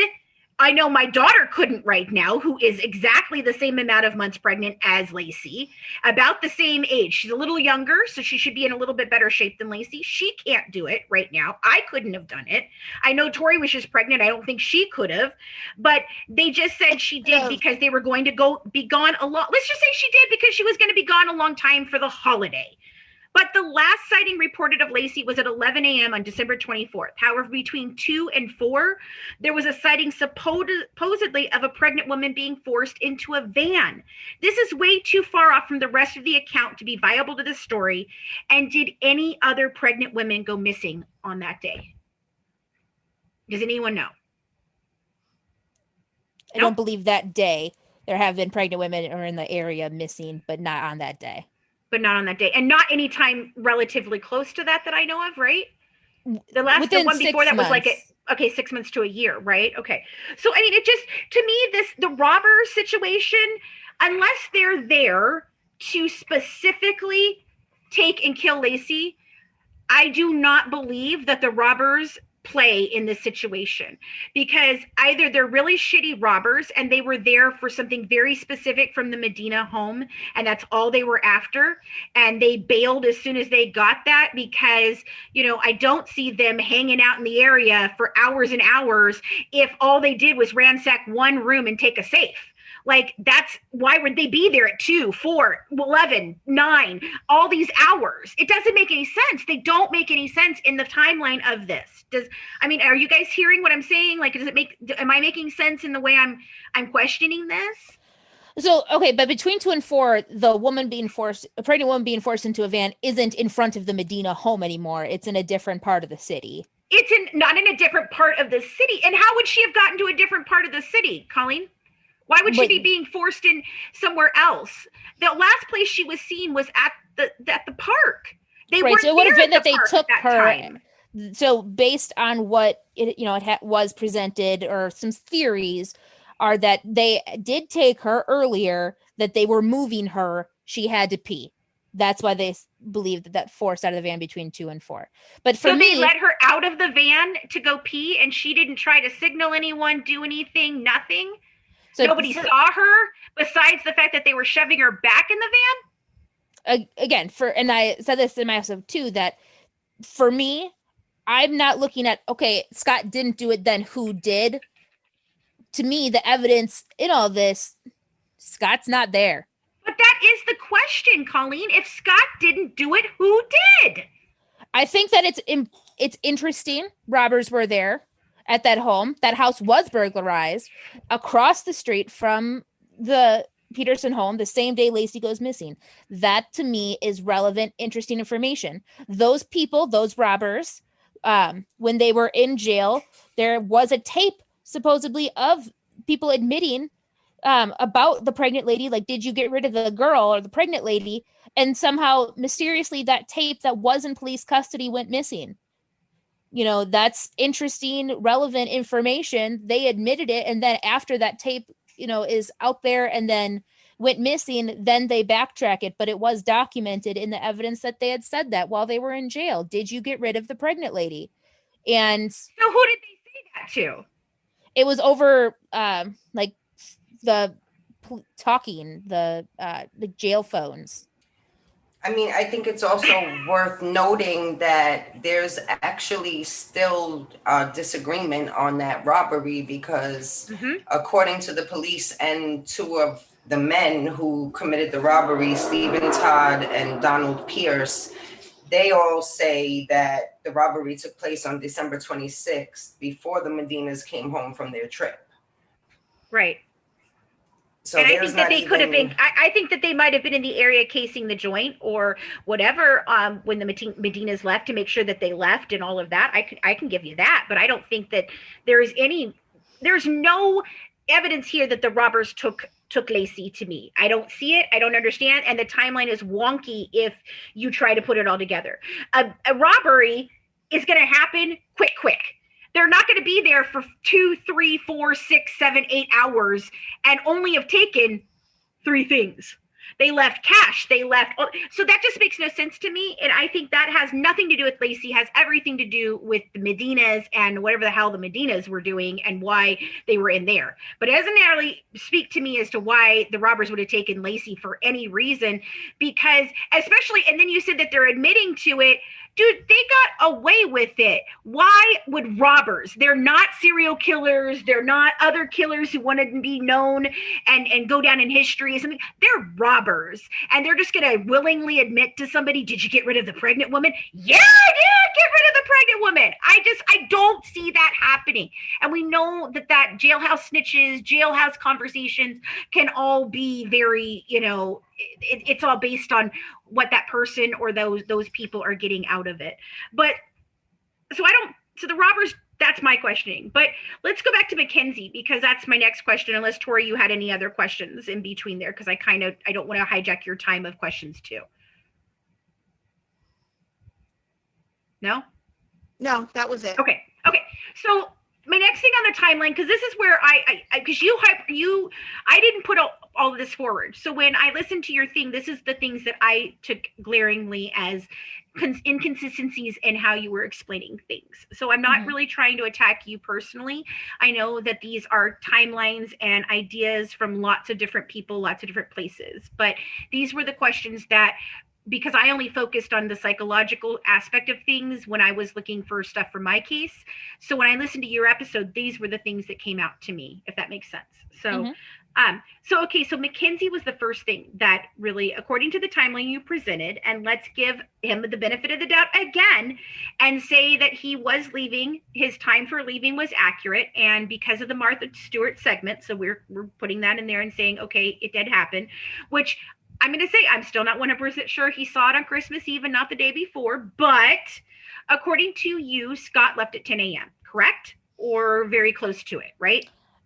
between 9:40, about 10, roughly. Okay. So, okay. And also, here's a question for you, and maybe you know, maybe you don't know, but it was something that I thought of. Did Scott state the time that Martha Stewart was on, or was that timestamp discovered later? Do you know? I don't know whether he said it directly. He said before he left, he saw Martha Stewart discussing meringue and chocolate chip cookies on her show. Okay. So we don't think that he gave the exact timestamp, right?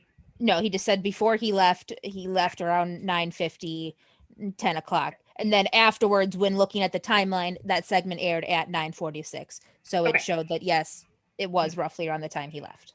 Because the only reason why I'm asking that is because people who are trying to create alibis generally tend to know times and dates that you wouldn't normally 100% know. So that was one of the reasons why I was asking whether he actually did it and knew exactly what time, or whether it was in the evidence and he just said, okay, yeah, I saw it beforehand and whatever.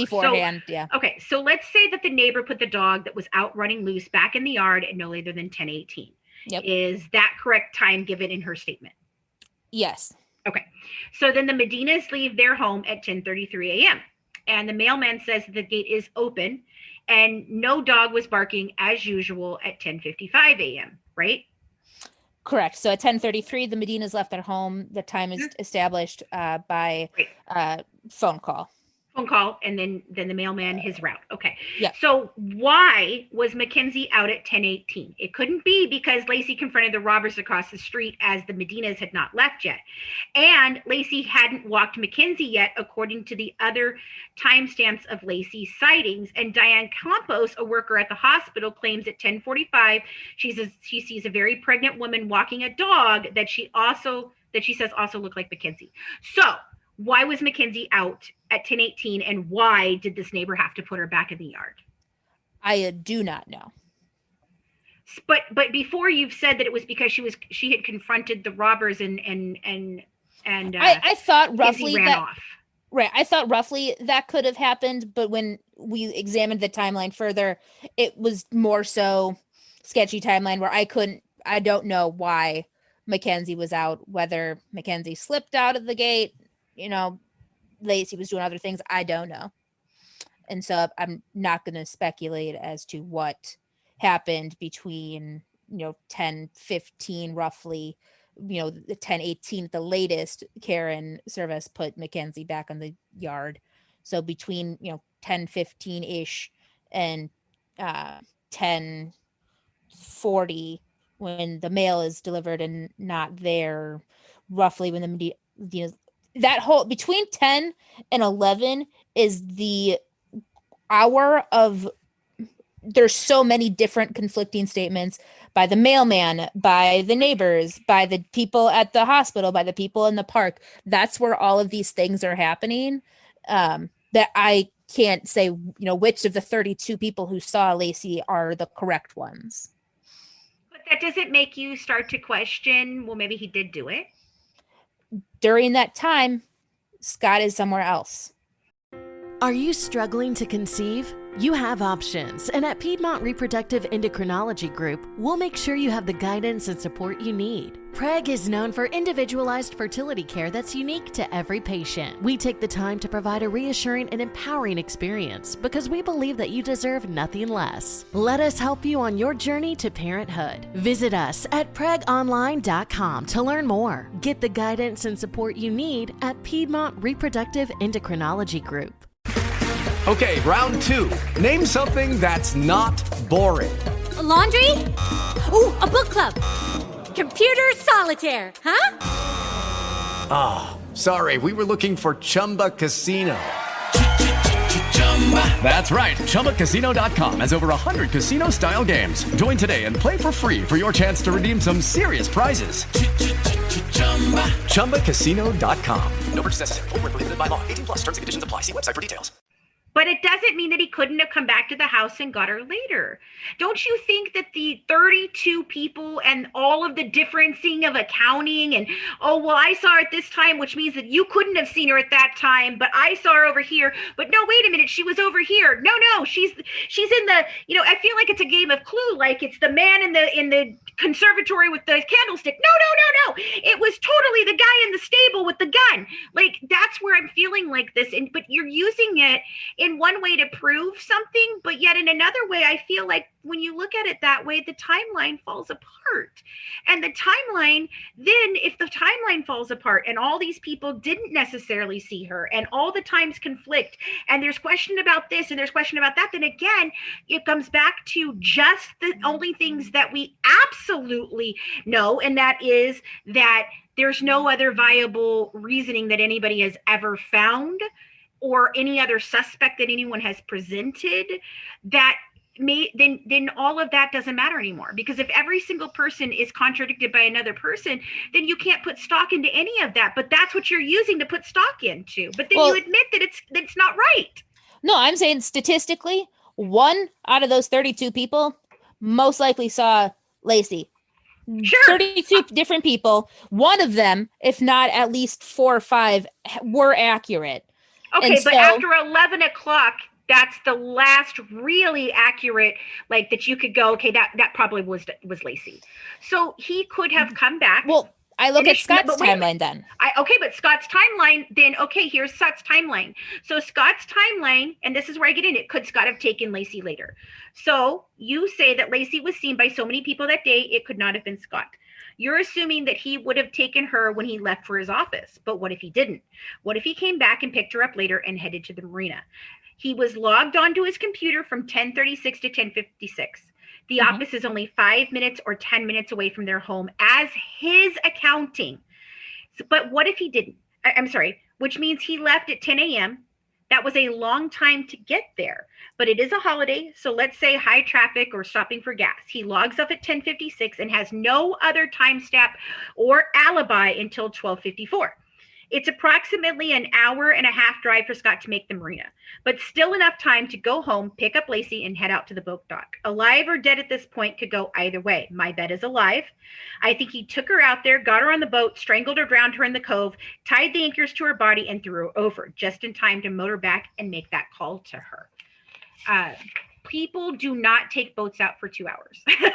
That's all the time he would have had after getting to the marina, purchasing the bait or whatever he got on the marina, and then getting the boat launched, park his truck, walk back to the marina, get to the boat, in the water, head out to the cove he said he went to. Not to mention, where was his license bought? Wasn't that bought for the day prior and the day of? If he wasn't planning the trip, why would he have bought the license? I mean, he said he was planning on going golfing. Golfing on Christmas Eve, I can totally buy, but boating, not so much. And certainly not when he brought the license beforehand and the special bait he had purchased was not used. Plus, fishing is not an afternoon event. It's best started before the sun is even up. And so a report of an inflatable boat without a bound motor in the area of where Lacey and Connor were suspected to have been dropped in the water was made. Defense alleges that this was the actual person responsible for Lacey's kidnapping and murder. But here's my question on that. A boat without a bound motor is supposed to carry the operator, a dead woman who is still heavy from giving birth to a child. A newborn baby not known to be dead or alive is plausible, but not Scott's actual boat? Really? There are numerous ways that Lacey could have been on that boat, including being alive, and she went on a quick jaunt for her hubby to show off the new buy and her being killed in the water. So, I mean, what are your answers to any of these things? Well, so you're talking about Scott's boat, that he killed her or she was dead and he takes her out on his boat, dumps her in the water there. Yes. That's not possible. But it's possible for her to be on an inflatable boat? You're talking about Scott. No, I'm talking about both. So it's not possible for her to be in an actual boat, but it's possible for her to be on an inflatable boat. The inflatable boat that, was this rafty barge thing that was one of those like sturdy, bigger boat than Scott's little 14-foot boat with 2 seats. When they replicate an inflatable boat, Colleen. It's not a raft. Right. But bigger than Scott's boat. They replicated this experiment. They replicated it. Did they replicate her going to the actual thing with him, sitting in the thing alive, and then he killed her and threw her over? Yes. Oh, so she could have been alive on the boat. He strangled her, and he couldn't have thrown her over the boat? No, she couldn't have possibly been on the boat? No, they replicated it. Scott's boat it's impossible to dump a body off of Scott's boat and it not dump into the water, with the boat not to capsize. The boat was too small and unstable. Okay, so what is the deepness of that cove that he was in? Do we know? Is he able to stand up? I don't know. Able to stand up? Is he able to tread water? Could he have gotten into the water, pulled her off into the water, and thrown her in that way? Hold on, I'm gonna look it up. Okay. I mean, he could even be treading water and pull a body over. Colleen, I mean, for you guys to say that it's not possible that she was on the boat, it's absolutely possible. They did a scientific experiment and the boat capsized. They did a scientific experiment of whether or not she could have been dead on the boat before he went out there and whether it would have capsized or not. If he strangled her in the seat and then shoved her off, his boat would not necessarily have or have not capsized. And it all depends on what type of waves are happening at that time, what the sea level weight is, whether he's treading in the water. There is too many questions for you to say absolutely not, she couldn't have been on the boat. So it's about 15 feet. Okay. So he could have been treading water easily. But he could have been holding on to something so that the boat wouldn't capsize. You said anchors too. If he were to dump Lacey's body, tied, an anchor to each one of her limbs, the boat capsizes. Could he have put her in the water gently and tied the anchors to her then? Lacey's body weight, without the anchors, the boat capsizes trying to remove that weighted body off the boat. The boat is too unstable. It's too small, unstable. They did this experiment. The boat would capsize. Wouldn't the anchors, if they weren't attached to her right away, the anchors would have been weighing down the boat? He puts her body into the water, gently picks her up, puts her down, or pulls her over. The anchors would have been in the boat at that point in time, and so the boat wouldn't have tipped over. And then he puts the anchors on her and lets her float to the bottom. It is possible. You guys just don't want to see it as possible. That's what I'm trying to tell you. There is too many questions about that boat and whether she could or could not have been on it, alive or dead, for you guys to definitively say there was absolutely no way. So we had a little bit of a recording issue right here. At this point, all Colleen says to me is that there is a defense video that that was shown that refutes some of this, and now Christina is going to go ahead and talk about the defense video. Find the defense video. While their intentions were great, I find it to be faulty because they didn't use someone, first of all, who is the same size, height and weight wise as Scott. They used somebody smaller than him, and they used weights to basically balance it out and make him weigh the same as Scott. Now, trying to throw something overboard with weights attached to you, I think will affect the way you would throw something overboard if it was just, if you were free and not encumbered by something. They also, if I remember, he was like at the edge, like at the very end of the boat. Like there's a middle. He could, Scott could have been in the middle and threw her over from the middle. He didn't necessarily have to be like at the very edge where when he tried to throw weight over, it was going to pull him in and pull the boat under, with it. So I find that video to be a little bit flawed in what they were trying to prove with it. I don't really think it proved anything. Well, I think it's an interesting video that wasn't allowed to be brought up in court. They said it was not admissible, which I think is not, realistic. I think it was, Did they give a reason why?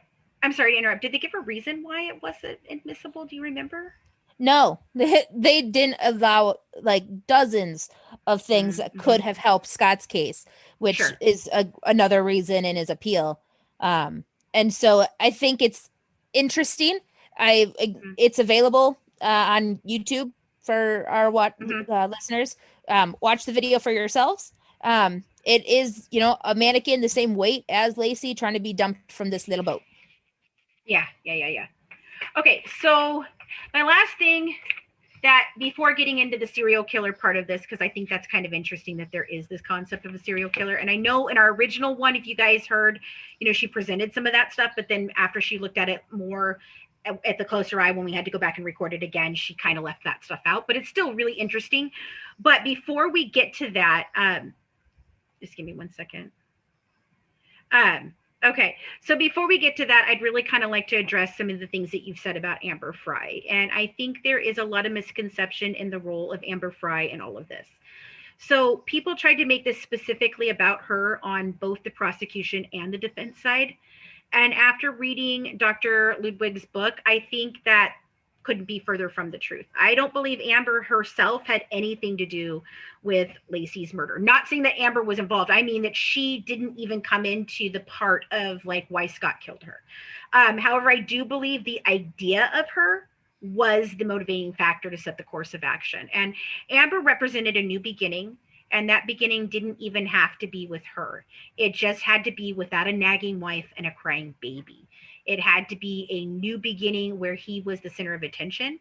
And I am not a subscriber of the fact that Scott was so obsessed with some side piece, he offed his wife. That's the Watts case, not this one, and we'll discuss that later.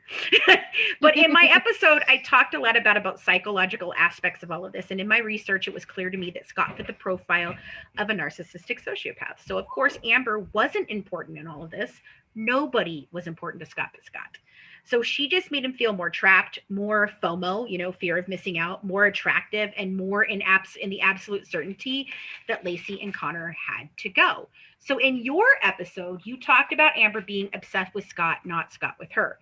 And your justification was the amount of phone calls that were supposedly initiated by Amber. But what does that matter? Because he called her back. So I think it was a lot of so Amber calls him 5-6 times. He doesn't answer. Later, he calls her back. And so it's like the same pattern. And so I think it, and it's, again, that's just what I think he shouldn't have done it. It was stupid. He made himself look very guilty with Amber.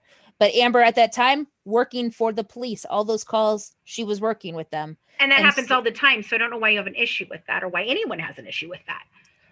Well, it was the way that the police presented it and the way the prosecution presented it too, because the jurors said that they didn't know that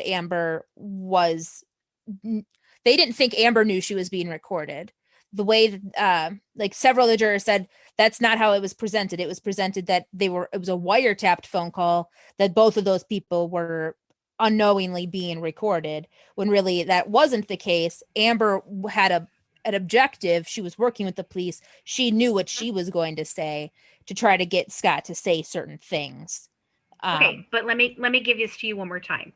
He called her back. And he could have blocked her number. He could have filed a complaint. He could have said something. He could have done any number of things. But if he was truly grieving the loss of his unborn child and mother, of his child missing, why would he have been talking to her at all? Why would he call her on the day of the vigil at all? I don't care if it was beforehand or after. He wouldn't have called at all. And then tell that whopper of a lie about being in Paris. Give me a fucking break. But remember, guys, Scott doesn't lie, or if he does, he's a bad liar. I can give you several instances where that's not the case. So you keep coming back to he was calling her back. But Colleen, why would he call her back at all? Right. Why? He shouldn't have. I mean, I think it goes to the point where he still is a sexually deviant, maybe a sex addict, where he was watching porn at that time. I don't know. He shouldn't have called her back. It does not make him look good at all. He should have blocked her number. He should have gone to the police and said, she keeps calling me. I want to be upfront with you. Colleen, doesn't that send up red flags in your head?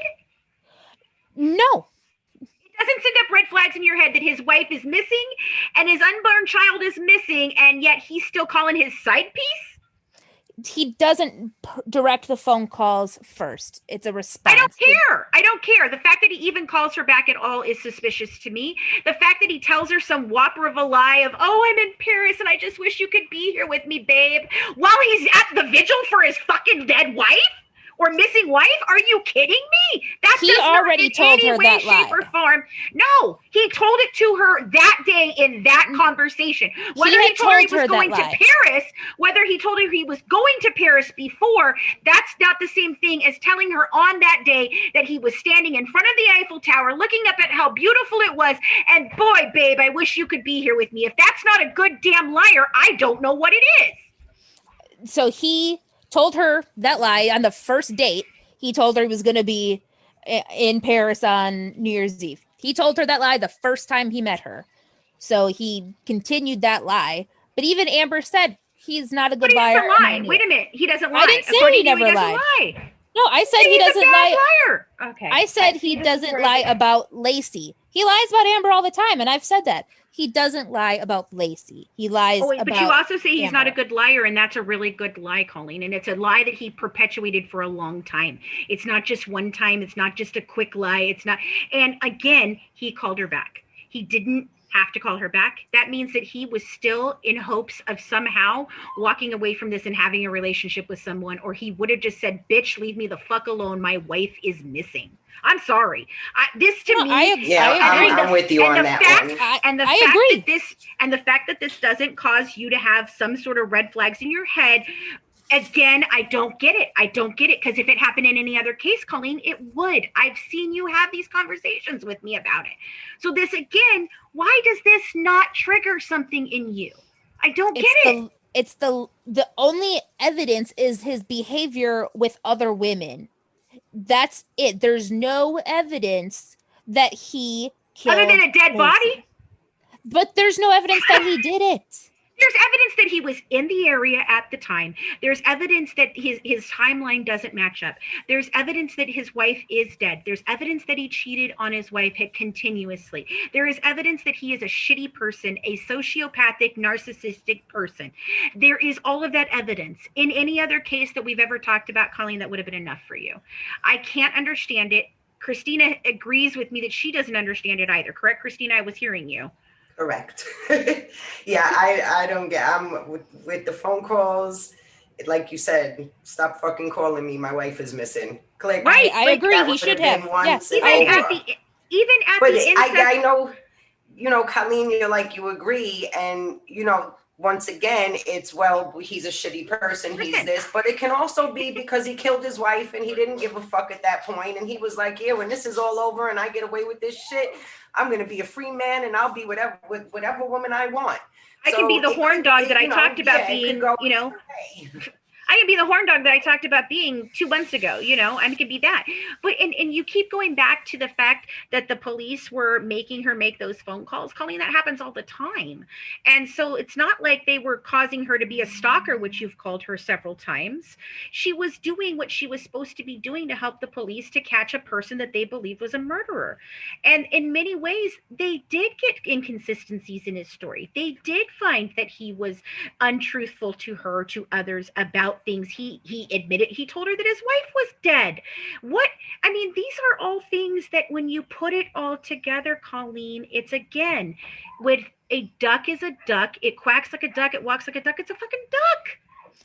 It's not a swan.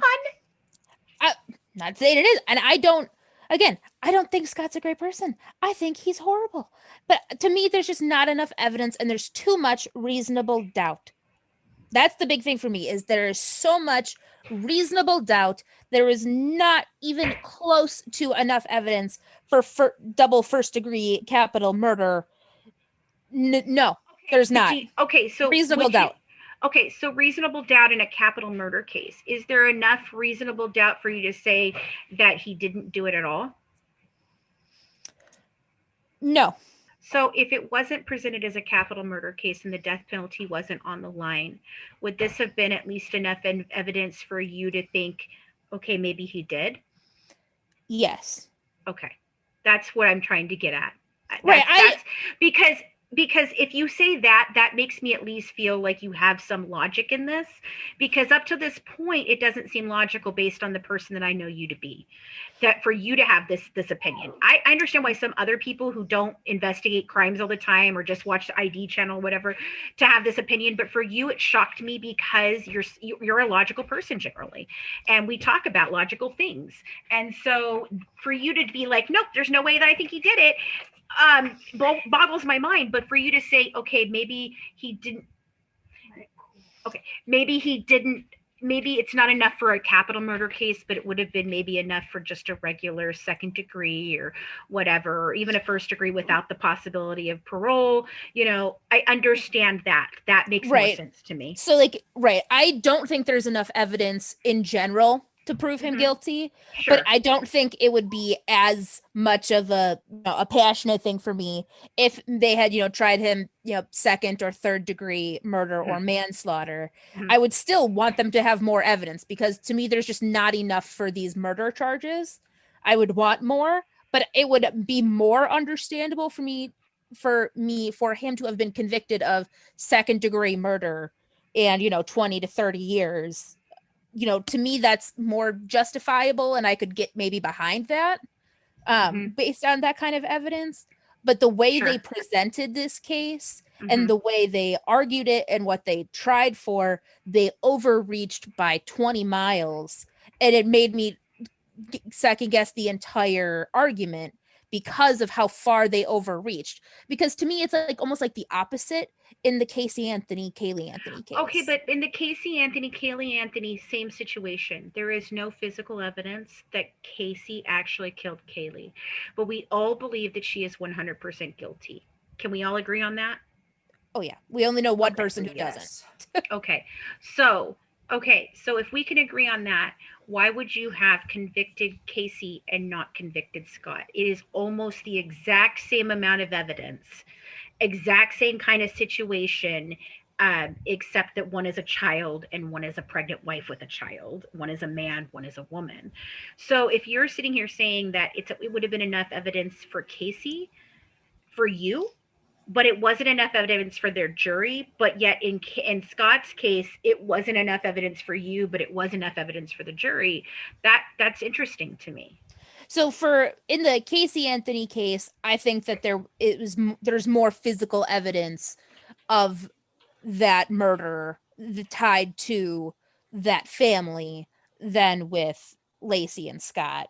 There was the trunk, there was Casey's behavior, what she was doing with, and her, drunken partying, got that tattoo after. Judy was boring. Hello. Then Judy discovered ChumbaCasino.com. It's my little escape. Now Judy's the life of the party. Oh, baby, mama's bringing home the bacon. Whoa, take it easy, Judy. The Chumba life is for everybody. So go to ChumbaCasino.com and play over 100 casino-style games. Join today and play for free for your chance to redeem some serious prizes. ChumbaCasino.com. No purchase necessary. Void where prohibited by law. 18+ terms and conditions apply. See website for details. With the Lucky Land Slots, you can get lucky just about anywhere. This is your captain speaking. We've got clear runway and the weather's fine, but we're just going to circle up here a while and get lucky. No, nothing like that. It's just these cash prizes add up quick. So I suggest you sit back, keep your tray table upright, and start getting lucky.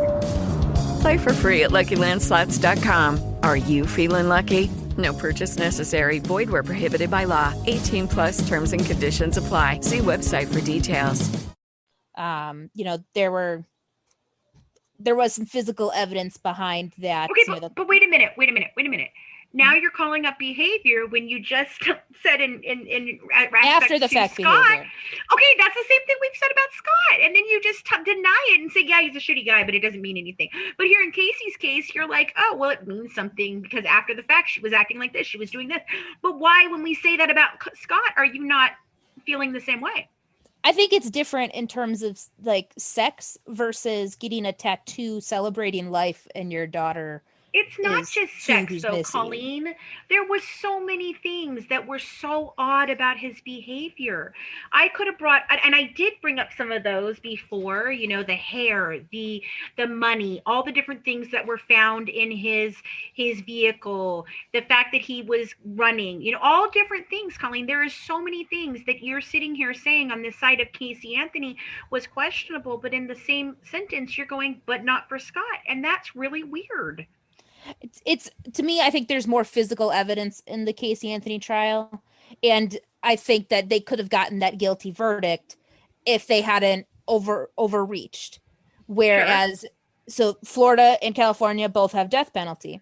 Well, Florida, that attorney overreached, didn't give the option of second or third degree, and then the jury went not guilty. But in California, with a tampered jury, and even it has come out now that, that jury was messed up. And that's why now his trial is most likely, not even his own appeal trial, just the general appeal for Scott is most likely going to get him a new trial because of this jury. But that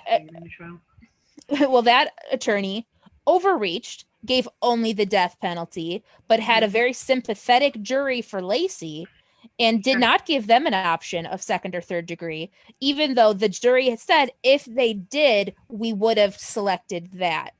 But they could have selected life in prison without the possibility of parole, and they didn't. They went full death penalty. And again, I'm going to agree with you. I don't think it warranted death penalty. I think that death penalty was emotion, 100%. And I don't even think it was emotion for Lacey. I really think it was emotion for Connor. And the life that was not lived. Yeah, okay. I agree. But I just think that a lot of the issue with Scott's case, besides for me, the evidence is the trial itself and how messed up the trial was. And that's a big reason, and the investigation as well plays in with that. But that's a big reason why I think that even if, for sure his sentencing is getting redone, it's looking that his entire trial is going to as well. And that's before his habeas corpus appeal. I think if they also, separately looked at his habeas corpus, he would get a new trial as well. And the prosecution would not have as much standing. The defense has a lot more evidence that they'll be able to present. And the new attorney general for that state doesn't believe in the death penalty. Right. I understand.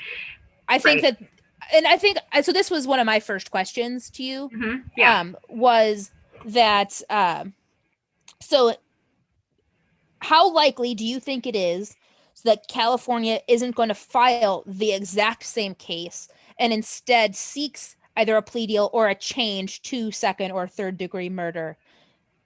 And then if they do change it to second or third degree murder, whether, they take that to trial, or if Scott pleads guilty, which I would find fucking fascinating. And I would love I want more details, because that would mess up my entire view on this, but it would be and I would like him to fucking tell the truth if that's the case, if he did it and he was going to plead guilty to that.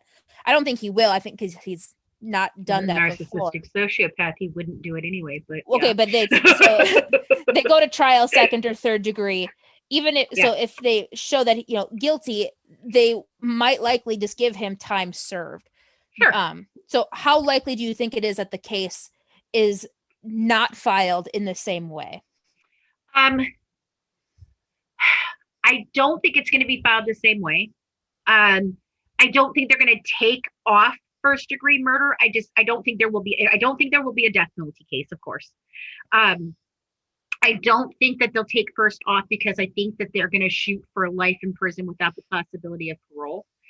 If they take the death penalty off, then that's the only option that jury would have for that case. But I do think they'll give them second degree murder possibly, or some other options. I do think that there will be different evidence presented and things will go differently. And so my question on that is, I definitely think that there is a cause for him to get a new trial. I don't know if he will or not. It depends on a lot of different things. But if it happens to happen, because I could accept the fact that he time served for the murder that he committed. He's not a serial killer. I don't think he's a danger to killing another woman unless, he's he becomes a serial killer type of person, which I don't think that's going to be the case. I don't think he'll ever settle down again. So I don't think it's like, oh, he'll get married again and do all that. I think he's going to come out and live his life as either I've learned my lesson and I can't get away with it, or I'm just not going to ever be attached to anybody that heavily again. And I could accept that. I could accept time served. Could you, though, if it does go to trial again and it still comes back as a guilty verdict of first-degree murder without the possibility of parole, would you at that point in time accept that ruling, or would you still say, no, I think he's innocent? I'd want to see the evidence they present. That'd be the thing. And so, like, I want to, and even now, I want to see, I've read the habeas corpus appeal. There's a lot in there, but it doesn't, go through it all. It just says what they have. So I want to see that presented evidence. Is the evidence they have now, since then, does it even more help Scott's case? I think it does. There's hundreds of pages of it, but I would want to see it presented. If it's presented and it still is, it's not sticking and they give, say that he's guilty, I would accept that, knowing that he got a fair trial. Okay, that's fair enough. I want him to have that fair trial and all the evidence presented, without that biased jury, with more information being able to be shared. I would accept whatever results of that happens. Okay, so are those the only questions you have for me, or do you have more? Because the last two things that I have is, I want to talk about the serial killer alternate theory, just because I think it's interesting. I think we all should talk about that. And I also want to share some statistics that I told you I would give earlier about the likelihood of her being killed by someone else. But I want to give you your opportunity to ask me any questions before we get into those two things, because they're kind of a little different than just talking about this stuff. So just one other question, but it goes right along with it, because you have said you can agree that the death penalty was a reach. So with the evidence, without going into an appeal, so back at that time, what sentence do you think he should have gotten, and how does that fit your argument with that charge? Life without the possibility of parole. Without? Yes. Okay. Again, because of Connor. If it was just Lacey, I could understand maybe a 20 to 30 year sentence. Although, I mean, there's tons of people that kill one person and do life, So the concept of what he did, and if it comes down to, yes, he absolutely did it. Okay. When you think about that in terms of all the things that he would have had to do to create this and pull this off and do all this, I think it shows to premeditation. And maybe it was a heat of the moment thing, but I think he'd been thinking about it. I think it had been a fantasy in the back of his head that he finally acted on. And it was a perfect cover. And it lends to the possibility that he's very, very crafty. He just got outplayed. He got outmaneuvered, but if you had looked at it this any other way, he was pretty crafty. I mean, he used the resources. He did come up with different things. So, but I definitely think that it's still, to me, it would have been life without the possibility of parole. And I think that's basically because of premeditation and Connor. Is that Connor still being not born, or Connor being born? Connor being either way. Okay. Because at that point, I believe, so I can explain this in a way that I think is going to make sense. I believe in abortion. Okay. I believe in it as a choice for every woman. I do not believe in it as a choice for myself. I could not. I've lost a baby, so I could not. I've thought about it before, and it just was not a moral decision that I could make unless it would have something that was, a medical condition. Okay. Or something like that, that was dangerous. That would have been, or what kind of life would the child have had if it had a medical condition? Okay. But basically at this point, we're talking about a late term abortion, and I don't believe in those. I don't believe that at 8.5, 9 months, you should be able to go and terminate a pregnancy. I don't think so, because that is almost life.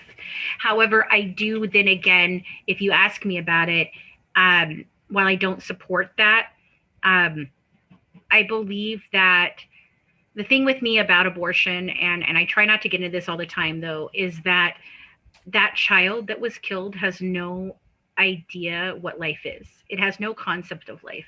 So it doesn't have feelings about being alive. So, but in this case, he terminated something. If he did this, he terminated a life that was planned, a life that was about to happen. And I take great offense to that. Right. I agree. We've talked before, personally, probably not publicly with people, about our views and stance on, a woman's right to choose, and at what point is, an abortion versus,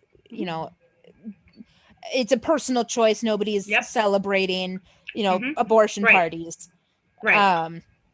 And if Connor was killed, this maliciously, then it's a murder. I agree with that, especially if he was born, because to me, I'm still stuck that I think he was handled after birth, which it would be murder. Whether that was, he was a stillbirth. I wish they would have done that goddamn float lung test. It would have helped solve a lot of my medical questions on this case. Judy was boring. Hello. Then Judy discovered ChumbaCasino.com. It's my little escape. Now Judy's the life of the party. Oh, baby, mama's bringing home the bacon. Whoa, take it easy, Judy. The Chumba life is for everybody. So go to ChumbaCasino.com and play over 100 casino-style games. Join today and play for free for your chance to redeem some serious prizes. ChumbaCasino.com. No purchase necessary. Void where prohibited by law. 18+ terms and conditions apply. See website for details. Lucky Land Casino, asking people, what's the weirdest place you've gotten lucky? Lucky? In line at the deli, I guess? Aha, in my dentist's office. More than once, actually. Do I have to say? Yes, you do. In the car before my kids' PTA meeting. Really? Yes. Excuse me, what's the weirdest place you've gotten lucky? I never win and tell. Well, there you have it. You can get lucky anywhere, playing at LuckyLandSlots.com. Play for free right now. Are you feeling lucky? No purchase necessary. Void where prohibited by law. 18+. Terms and conditions apply. See website for details. Sure. Understand that. And so that's, I think, going to play a point in I wish they had found the head too. Right, there are limbs that are missing. Her head is missing. I get the limbs missing. The limbs missing don't bother me in the realm of whether it did it or didn't happen. But I feel like the head could have given a lot of information that we don't. Tissue damage if she was strangled. Was she beaten? Did he beat her? Did he hit her? Did she have black eyes? Anything like that. Was there a struggle? Different things like that could have easily given more information to that. And I think you're right. Both of those things would have been much more helpful in defining this. Right. Because if they had found more, evidence on Lacey, if there was her head and it showed that, she had some black eyes, she had, maybe he, bashed her head on something, or if, she slipped and fell but he still took her head or her body out there and dumped her and, because he was trying to hide it because he was afraid. All of that that'd be Scott guilty of something. But that makes me ask a question though too. I'm thinking about you talking about the capsizing of the boat. So what if the boat capsized? He could have just flipped it back over and left. It's not a big boat. Well, so because there's no evidence that it did capsize. What evidence would there be that it capsized? It being wet and it have water soaked in places and seaweed, and because it was a really weedy area. I mean, but missing items. But if it just flipped over for a split second and then he let go of her and grabbed his boat and flipped it back over, honey, that's just regular. That's there doesn't have to be a capsize like you're thinking like Titanic. I mean, it's just the boat flipping over. That happens over all the time. Right. So, but when it did flip over, or it takes on water, I don't think there would have been a way for him to get the boat not full of water and then get back in it without it. But what would it matter again. if it was? But what would it matter if it was with there was water in it? Because his weight would have redistributed that, and he still would have been able to make that to shore. And then the boat would have dried overnight, over a couple of days, and nobody was. I don't think he would have been able to get back in the boat from the water. That's what I'm trying to say, is that I don't think he would have been able to get back in the boat from the water if it had capsized. I don't know. That's interesting. That is an interesting question. Okay, so did you have any other questions? Nope, that was it. Okay. But so I hope that serves like a little bit of an answer is that I'm not, staunch. Not a possibility that he did it. I think it maybe, but I want more evidence. If evidence, comes out that says Scott did it, I would accept that. But I don't believe there is enough, but I would want to see. I'm open to rethinking of it with evidence. So has that changed from when you started on this to now? Like, because it seems like originally you were like, nope, absolutely not. He's totally freaking innocent. There's no possibility for him being guilty. But over the course of this, I feel like I've come to the conclusion that, okay, well, maybe that was a reach and I wouldn't have given the death penalty. And maybe there is some questionability. And you have come to the side of like, okay, well, you're right. There is a case for him being guilty, but I don't feel that there's enough for me right now. Yes. Has that changed from when you started? Yes. I thought so. Okay, cool.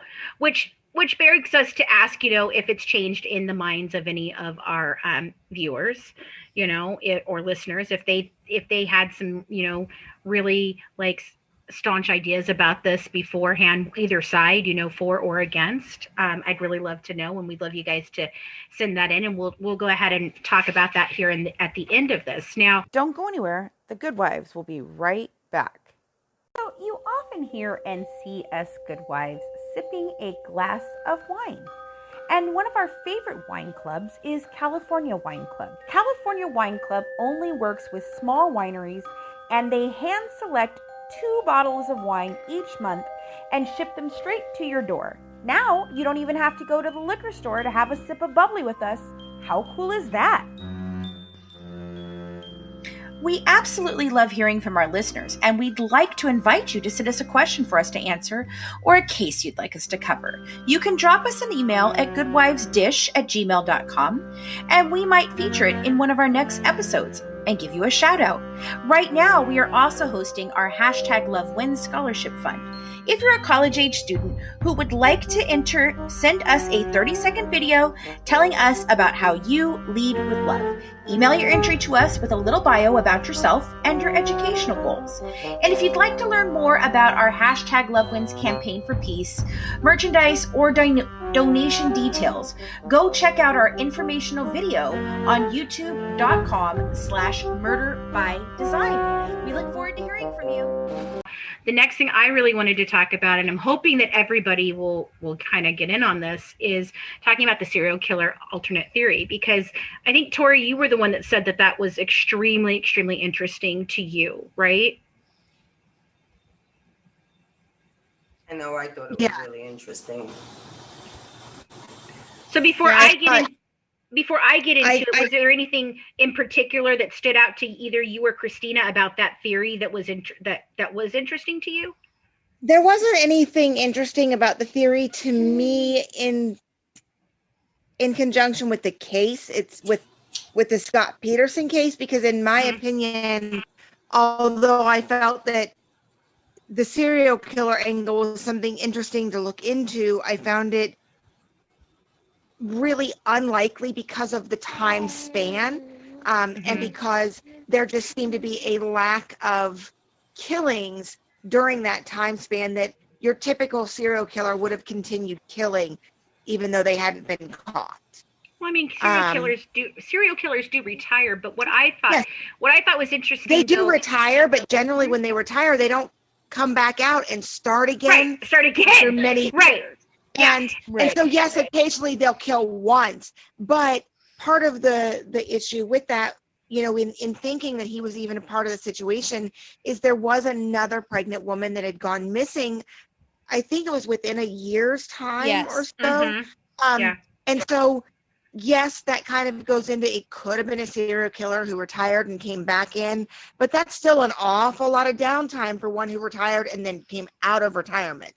Like, when they come back out of retirement, it's because they have that drive and that urge that they just can't fight anymore. And so I find it really hard to believe that they could have, you know, given into that urge one time and then waited like a whole year to give in again. Sure. Right. So the pregnant woman I believe you're talking about is Evelyn Rodriguez. She was found in the same area Lacey's body was found 9 months before Lacey. So she was killed closer to when Lacey killed, but her body was found. Okay, and see, I think instead of thinking serial killer in that instance, my mind goes to, did Scott know about that killing? And if so, did he in some way try to mimic it so that it would be played off because he thought it would be played off as, oh, there's a serial killer killing pregnant women. So I wonder if he knew about that case before Lacey died. I mean, that's interesting. I do believe from what was reported that Evelyn Rodriguez, I don't know why I keep wanting to say Hernandez. Or no, Evelyn Hernandez, that's what it is. I don't know. It's Hernandez. Evelyn Hernandez. Evelyn Rodriguez is from a different case, I believe. I think it was a woman whose daughter was killed by the MS-13 gang, if I'm not mistaken. Okay, yes. The San Francisco office waited a year before offering a $10,000 reward for the killer of Hernandez.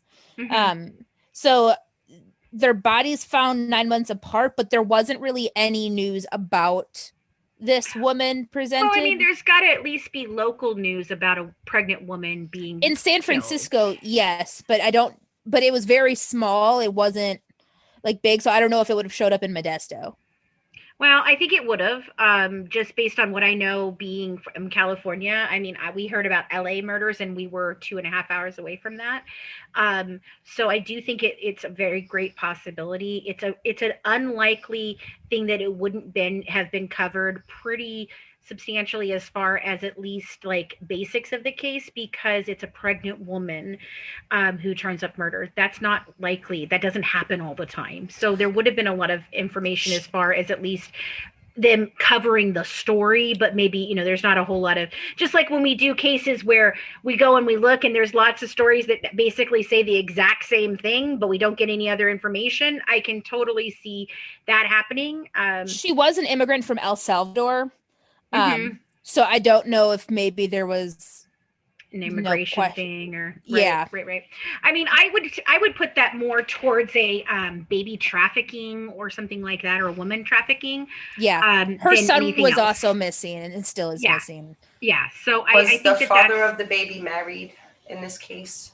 I have no idea. I don't think so. I know that she was pregnant. Her body was found without limbs and a head like Lacey's. But her 6-year-old, she also had a 6-year-old son who was never found. Right. So it's an other pregnant lady missing. Yeah, it's interesting, and it's interesting to me whether or not he knew that case or not. So, okay, but let's get into a little bit about the serial killer thing. So, on the first taping of your episode, you talked about a serial killer by the name of Edward Wayne Edwards, which is a horribly weird name. Yes. Like, who names their kid? Edwards. Like, it's not even like David Davis. It's like Edward Edwards. Like, it's bad. The same name. Anyway, a few people, including one very odd former police officer, have linked Edwards to everything from Zodiac to John Bonet. It's quite staggering. The amount of shit this man is linked to with little to no evidence is quite astounding, which is why, like Tori said, it was interesting, but it seemed implausible to me. To me, it seemed almost comical, because I've gone through and read a lot of what this former police officer says about this guy, and it's like, dude, he's responsible for everything according to this guy.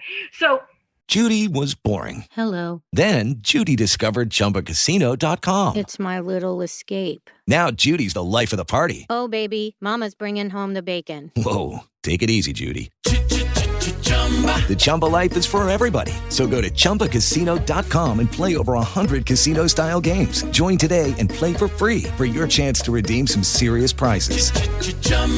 ChumbaCasino.com. No purchase necessary. Void where prohibited by law. 18+ terms and conditions apply. See website for details. Okay, round 2. Name something that's not boring. A laundry? Ooh, a book club. Computer solitaire, huh? Ah, sorry. We were looking for Chumba Casino. That's right. ChumbaCasino.com has over 100 casino-style games. Join today and play for free for your chance to redeem some serious prizes. ChumbaCasino.com. No purchase necessary. Void where prohibited by law. 18+ terms and conditions apply. See website for details. let's look at him in relation to Lacey. He was born in 1933, making him almost 70 when Lacey was abducted and murdered. Even serial killers retire, folks. I just said that. And here's a list of interesting crimes people claim he had something to do with. Zodiac, Black Dahlia, Adam Walsh, Oakland child murders, West Memphis 3, Teresa Hallbeck, John Benet Ramsey, Chandra Levy, and let's not forget Jimmy fucking Hoffa.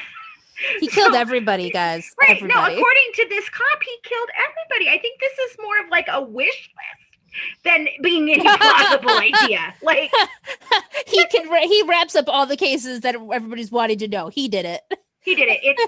There's a murder and we don't know. It's Edward Wayne Edwards. Edward Wayne Edwards. I mean, because we know for a fact it can't be Oakland child murders or West, like. Yeah, we have solved this. This we know. We know that for a fact. But so Edward's last documented kill was in 1986. His kills were not even remotely close in nature or method. He never had accomplices, so that rules out the robbers unless he was just too old to do it. But it begs the question of what was his motivation, and it basically throws out the whole Lacey confronting them defense. So Edward's biggest supporter or enemy is one of the same woman named Margot Burns, who her main story is something for another episode. Let me tell you, she is crazy. Yeah. But she tells of her own kidnapping by Edwards and being released because she had a cop for a brother. And then she stays friends and on again, off again relationship with Edwards for like 20 plus years. So I cannot give any credibility to this story. And this defense idea really makes me see just how desperate like people are to exonerate him, that they buy into something this far-fetched, because it's not just on this one man's thing. It's all over the families. It's plausible. It's a That's weird why I freaking concept. I'm like, that's why I just dropped it, because it was just so crazy, and it was just I cannot prove a goddamn thing of it. And it was I can way more talk about how Scott didn't do it than why I think this dude did. I was like, dude, I'm peeing my pants laughing at the statements in this. Like, and there's a website. I don't remember the name of the website. Okay, so I want to read this. So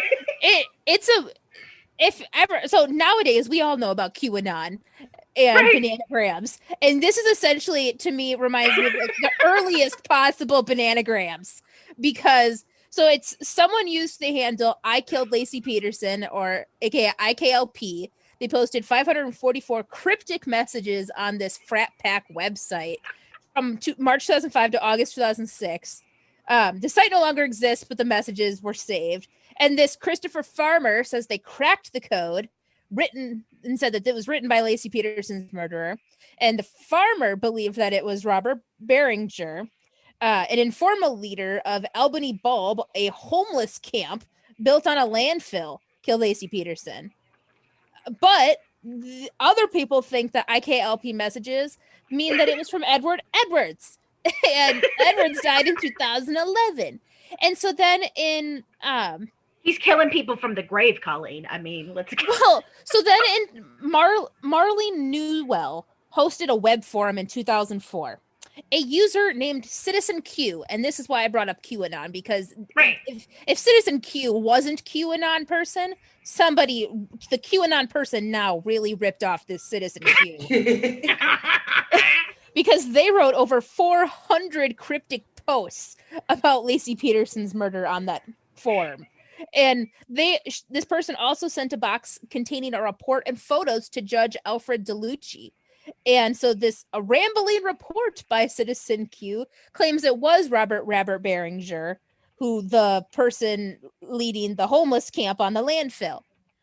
And wow. And this is the person, resident meth addict, concealing the tomb of Lacey and the blue tarp planted on the rocks. And also believes that Robert Beringer is a Zodiac killer. So like two different people may or may not be Zodiac. Here. Right, no, exactly. But it's crazy pants. It's totally crazy pants. And if you guys want to hear all the crazy pants about this, like literally you can go to Edwards serialkiller.wordpress.com/Lacey-Peterson. But if you just type in Ed Edwards serialkiller.wordpress.com, or even just type in Ed Edwards serial killer or Ed Edwards and Lacey Peterson, it'll pop up. It's like one of the first things that pops up. It's quite an interesting, fanciful read, that's for sure. And while you're doing that, you'll also come across another article. And this is the article that changed my mind, because the serial killer theory was the most interesting and plausible to me in the beginning. Sure. And one of the first things I found was an article that was about an interview that was done with Edward's daughter. And she had believed her father was guilty of several murders, and she actually went to the police about them. And she's like pretty pissed off about the whole Scott Peterson thing, because the way she looks at it is, look, my father killed people. I know my father killed people. I want to help find all the people that my father killed, so we can basically have, you know, even though he's dead, have accountability for what he did. And here comes Scott Peterson's legal team trying to take this and use it as their defense when there's actual people that were killed by my father and they need some kind of justice and closure. And that was, for me, the thing, like, all right, so his daughter is pretty much an advocate trying to help them solve crimes that her father did. But this really pissed her off, and that made a big difference to me. And I was like, okay, I'm not even going to go any further with this one.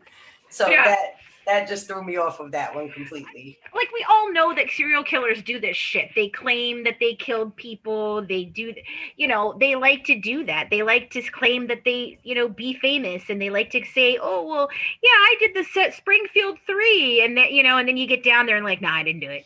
You know, we talked about that exclusively in the Laura Bible Ashley Freeman case, about how several people were like, I did it. And then it was like, no, we know you didn't. Right. I mean, it was an interesting, it's an interesting little segue. Like, I want to dive into the serial killer, Wayne Edwards, and the relationship with this cop and this woman, Margot, for like a lot. Like, what happened in your weird little... The psychology of all that is even really interesting. So, but does anybody have anything else they want to say about the serial killer? Anyone? No, that's it. No? Okay.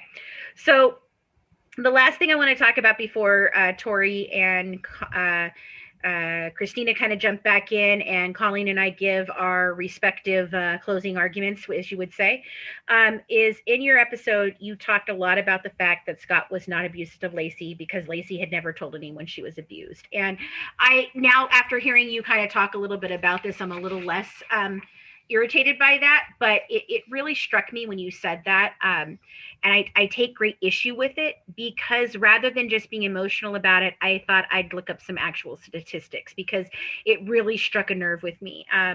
Because I know lots of women who don't report anything. Their family, you hear it on ID channel all the time. No, there was never anything. And then all of a sudden she's dead. Okay. So I took a lot of issue with that, because in a way I felt like it was dismissing the fact that there could have been abuse. But here is what I have to say statistically.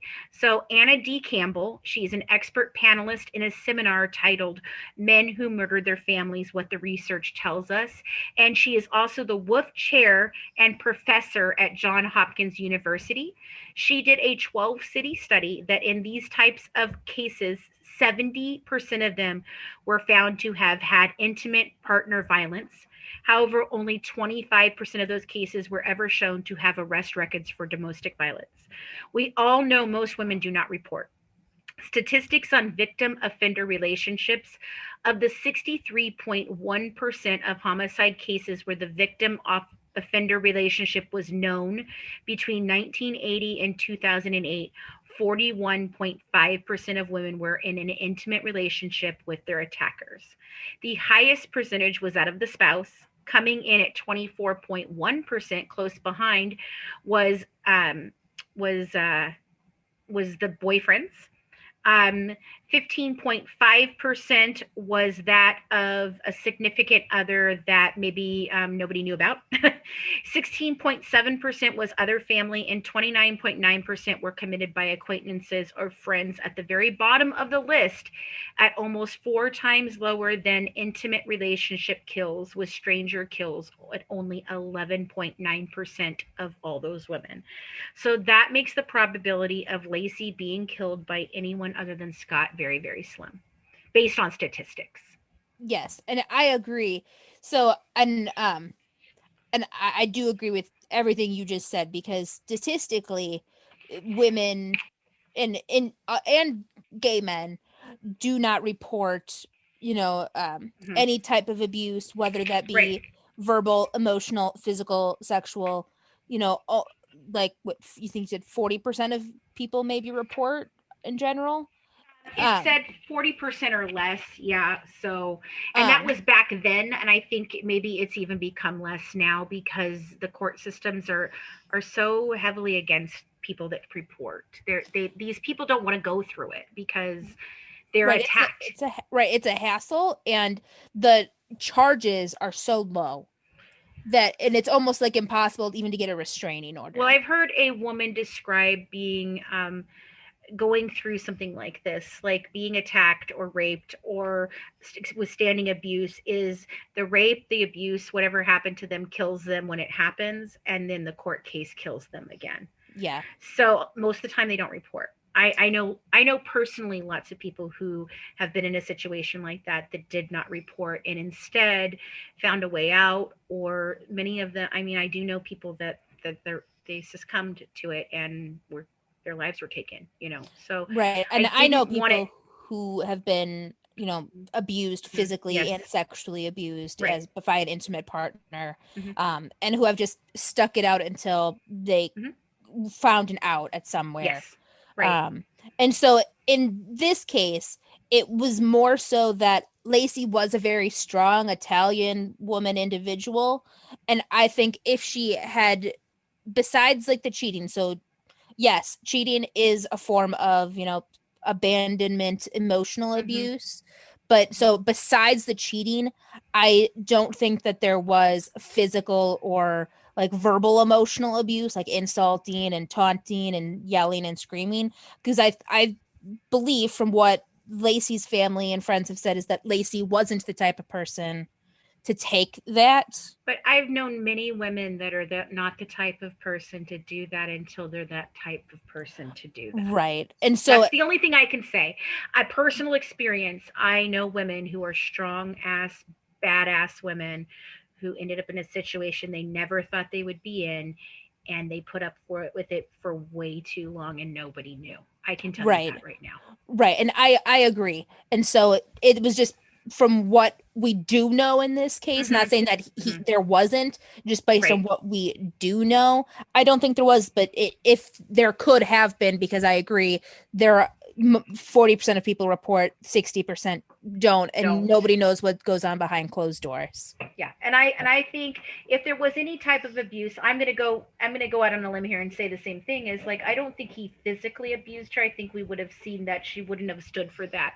But I do believe that he mentally was abusive in a way that maybe not even he or Lacey were aware of. Women that are in relationships with men that are narcissistic sociopaths, like what I'm saying, and others have called him, they make excuses for why they do things. And they accept things to be not normal, because I've been told that before, and I was like, are you kidding me? I wouldn't be talking about it if I thought it was normal. But I have noticed that they make like justifications because they don't want to admit to themselves even that they would allow themselves to be in that type of relationship. So maybe there were things, and I do think there were definite things. Like, it doesn't have to be like him calling her horrible names or, telling her she's fat or anything like that. It could be just as simple as some controlling behavior, or like I said, a lack of respect for her on a general level. Yes, those things are abusive too. And while you may not know that it's abusive at the time, when you go back and look at it, so. Right, I agree. I think there's definitely some sort of, emotional abandonment, because there were occasions where he spent a night at a hotel with Amber. Like, Lacey clearly knew that Scott was not home that night. Like, so she had to have known that he was with somebody else, and that is emotional damage and emotional abuse.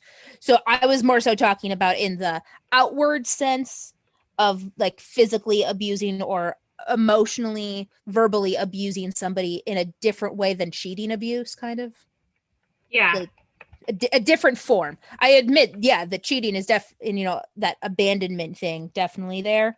But the other kinds of more violent abuse where like I hate her so much, I ridicule her and yell at her all the time, and I hit her, or even if I just that.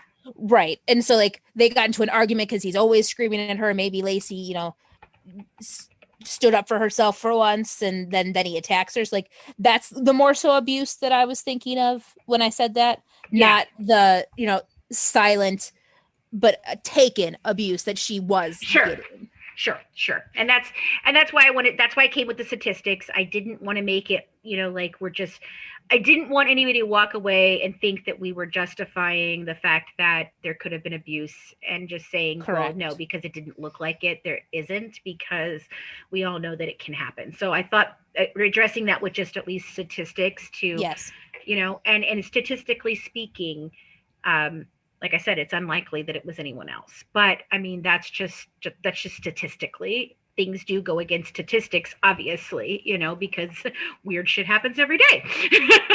So, but anyway. Run to the bathroom and refill your drink, because when we come back, it's time for closing arguments from Fancy and Colleen. And then the moment of truth will arrive when Tori and I deliver our verdicts on the Scott Peterson case. Don't go anywhere. The Good Wives will be right back.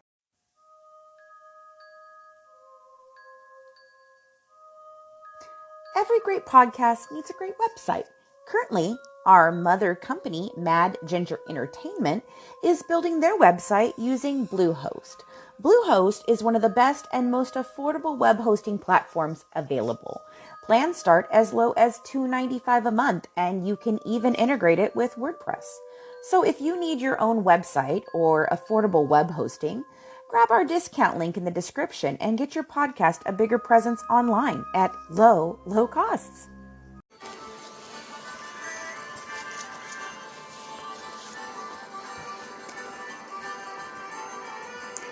Bonjour, mon ami. Hello, it's me, Cajun Mama Ty. I am here today with the Cajun French phrase of the day. And I am going to do a little explaining. So the Cajun French phrase I have chosen is pour l'amour de Dieu. Pour l'amour de Dieu means for the love of God. It's used as a term of endearment, or it's also used as when you're saying something and you want to give an emphasis. Like if you want to say, if something, pour l'amour de Dieu, leave her alone, like you want to emphasize to make sure, for the love of God, leave her alone. So that's why I chose this phrase today. Because as the Good Wives are finally finishing up the Scott Peterson case that we've been taking forever, it seems like, to get this case finished, I had to find a good French word or phrase, and that kind of sums up this whole case. So whether you think Scott Peterson is guilty of sin and deserves the death penalty, or you think he's innocent, we can't forget that 8 years ago, on December the 24th, a pregnant Lacey Peterson went missing. And that is where this tragedy began. Lacey's family, along with Scott's family, looked for her hours, and those hours turned into days, and the days turned into nights. And after several weeks, they finally found her body, and they identified her. Then a few days went by, and they also found her unborn son Connor's body. Both Lacey and Scott's families were devastated, but I'm sure they were even more devastated when Scott was arrested and convicted of the murder of his wife and his unborn son. So I say to everyone who's starting to talk more about this case, because it's becoming the anniversary of Lacey's death, pour l'amour de Dieu, for the love of God, let Lacey, Connor, and their families have some kind of peace in their lives, even if they're in heaven. Bonsoir, mon ami, till we see each other again. Let's head back to the Good Wives. So I know for many of you guys that my opinion on this case can be confusing. And you're right. I'm practically never a person who is defending somebody accused of murder. Like we've talked about before, I typically am on the opposite side. But for me, there is just so many inconsistencies and flaws in the case itself that I can't see his guilty verdict. And I know I won't have changed the minds of many of you. When we started, my goal was to convince people that he was innocent. But as soon as we started and people started voicing their opinions, I knew there was probably no way in hell I was going to be able to change everybody's mind. And many people were very closed off to the idea that he even could be innocent. So my goal then changed to show that how there's not enough evidence to prove that he was guilty and that there is reasonable doubt in this case. So first, Scott, crap guy, like I've said, he was cheating on his pregnant wife. But he had no history of violence as a child or teen or as an adult, according to friends, family, and no police reports. Yes, people can be abused and never report it. But typically in cases, you would have some sort of recollection of odd behavior by someone, whether that be exes, friends, something. Lucky Land Casino, asking people, what's the weirdest place you've gotten lucky? Lucky? In line at the deli, I guess? Aha, in my dentist's office.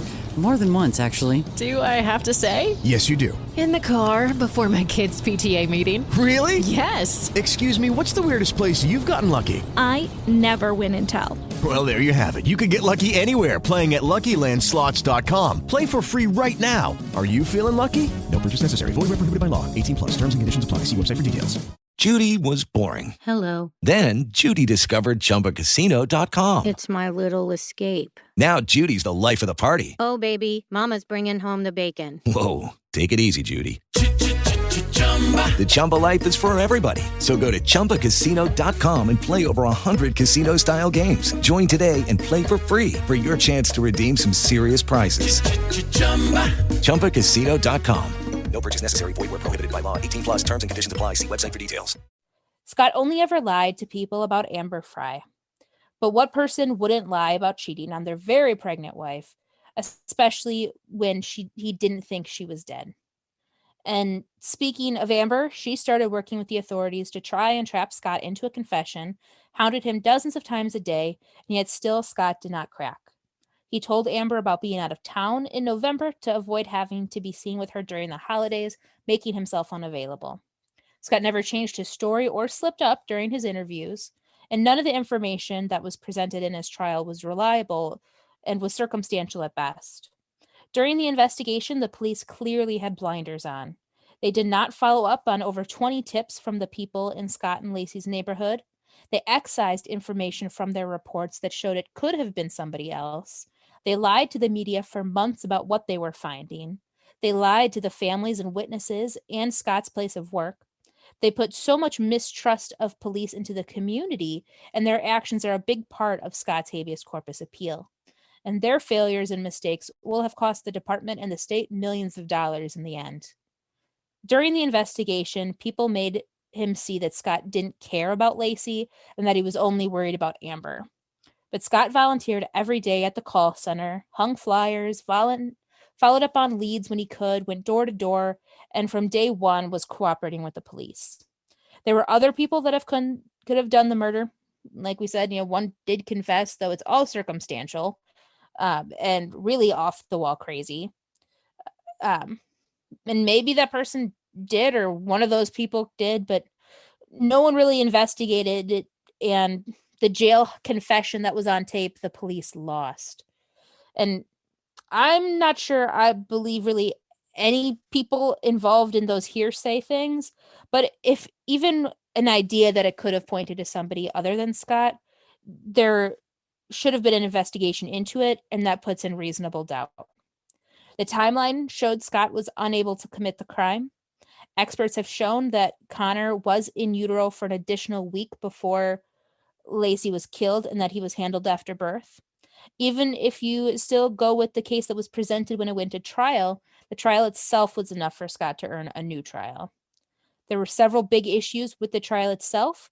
During the preparations for the trial, the court dismissed 13 possible jurors based on a juror questionnaire that showed that although they were opposed to the death penalty, they were willing to impose it, and by dismissing them, they violated the 6th and 14th Amendments, which require a reversal of the penalty phase. This also violated Scott's 8th Amendment right to a reliable guilt phase procedure, which requires a reversal of the conviction phase as well. But that's not all. The trial court violated Scott's 5th and 6th Amendment rights by excluding critical defense evidence that would have shown flaws in the state's case. They also refused to allow Scott and his defense to examine evidence without the state's presence.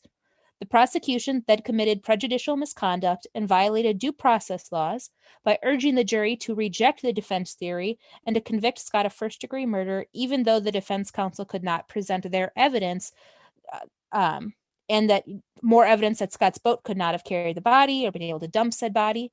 The prosecution knew this evidence because they had asked the court to exclude it. The court had dismissed Juror 5 for discussing the case in violation of the rules, saying to not discuss the case, but they refused to dismiss other jurors and alternates who admitted that they had done the exact same thing. Also, one of the jurors lied on her questionnaire, Rochelle Neese, about several things that were relevant to her decision-making. She was also obsessed with Scott. She had lost her job at a bank to be an alternate juror, and she had wrote letters to Scott after convicting him. Also, one of the other jurors was somebody who had worked with Lacey for 6 weeks, so obviously not impartial. The burden of proof is on the prosecution. They have to prove without a shadow of a doubt 100% that Scott did it. They have to show when, where, how, why, and present that. And they couldn't. They didn't allow for Scott's defense to present their case, and the jurors did not learn important information that would have swayed their opinions. And again, there were dozens of issues with the trial and the jury themselves, which constitutes an individual's right to a new trial. In the U.S., we're all about wanting fair and legal and a just justice system. So even if you ignore the substance of the case, say it was just a speeding ticket or a misdemeanor trial, and your defense wasn't allowed to present their case, the prosecution violated the law and the jurors broke the rules. Would you accept the verdict, or would you demand a fair trial for yourself? So look at just the trial, not the case.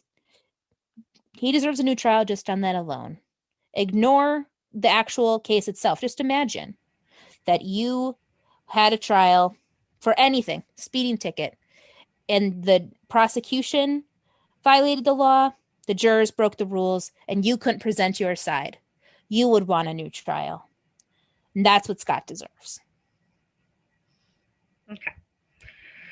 Well, my final thoughts on the innocence or guilt of Scott Peterson are pretty simple.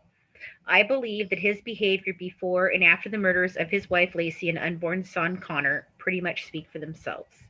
I laid out my case based on findings of psychotherapist Dr. Robbie Ludwig, who we had the pleasure of interviewing, and is part of our bonus content over on YouTube channel Murder by Design. Several other expert opinions and my own findings as well. What I didn't do was debate the evidence that was presented in the trial or any of the claims of new evidence that has come to light since. I took this approach because I firmly believe that circumstantial evidence can be skewed in many ways. However, classic behavior of peoples do not change, and you cannot deny what they tell you. Simply said, Scott was a cad. He was a shitty husband that put his own needs and desires before that of Lacey and the family they were building. Does that make him a murderer? No, it doesn't. But it does lay the foundation for warning signs and the type of behavior he exhibited naturally. According to an article published on December 21st, 2004, criminal psychologists say that Peterson appeared to be a master manipulator who lacked the capacity to feel remorse or consider consequences, the same sociopathic characteristics exhibited by serial killers Ted Bundy and John Wayne Gacy. The story quoted San Diego forensic psychologist Reed Malloy, who noted that divorces are long and tedious, and sociopaths want short-term solutions.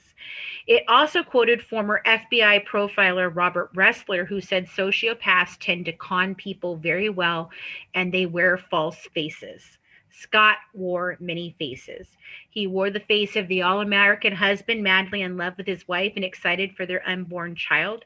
He wore the face of a single man looking for a hookup well after his wife went missing, is a prime example of his narcissistic tendencies of always putting himself before his wife. Even Scott's own sister, Anne, thinks he's guilty. So guilty, she wrote a book about it. Anne told the early show co-anchor Julie Chen that's the way he's been. Even during the search for Lacey, he was completely emotionless, could have cared less, and that's been really hard to deal with. He's a sociopath, and a sociopath does not have conscience, which is a really hard fact to understand. That's from his own sister. There is one thing I didn't talk about in my episode, and I'd like to take a few minutes to do so now. It's been said that Scott never lied, but I beg to differ. In his media interviews, he certainly did, and I believe he lied many times over his whole life about anything and everything to keep him out of the fire. But let's stick with the media for now. Scott did an interview with Diane Sawyer on April 4th, 2003, just 9 days before his son washed up on shore and his wife was found the next day. In this interview, Scott displayed something called duping delight.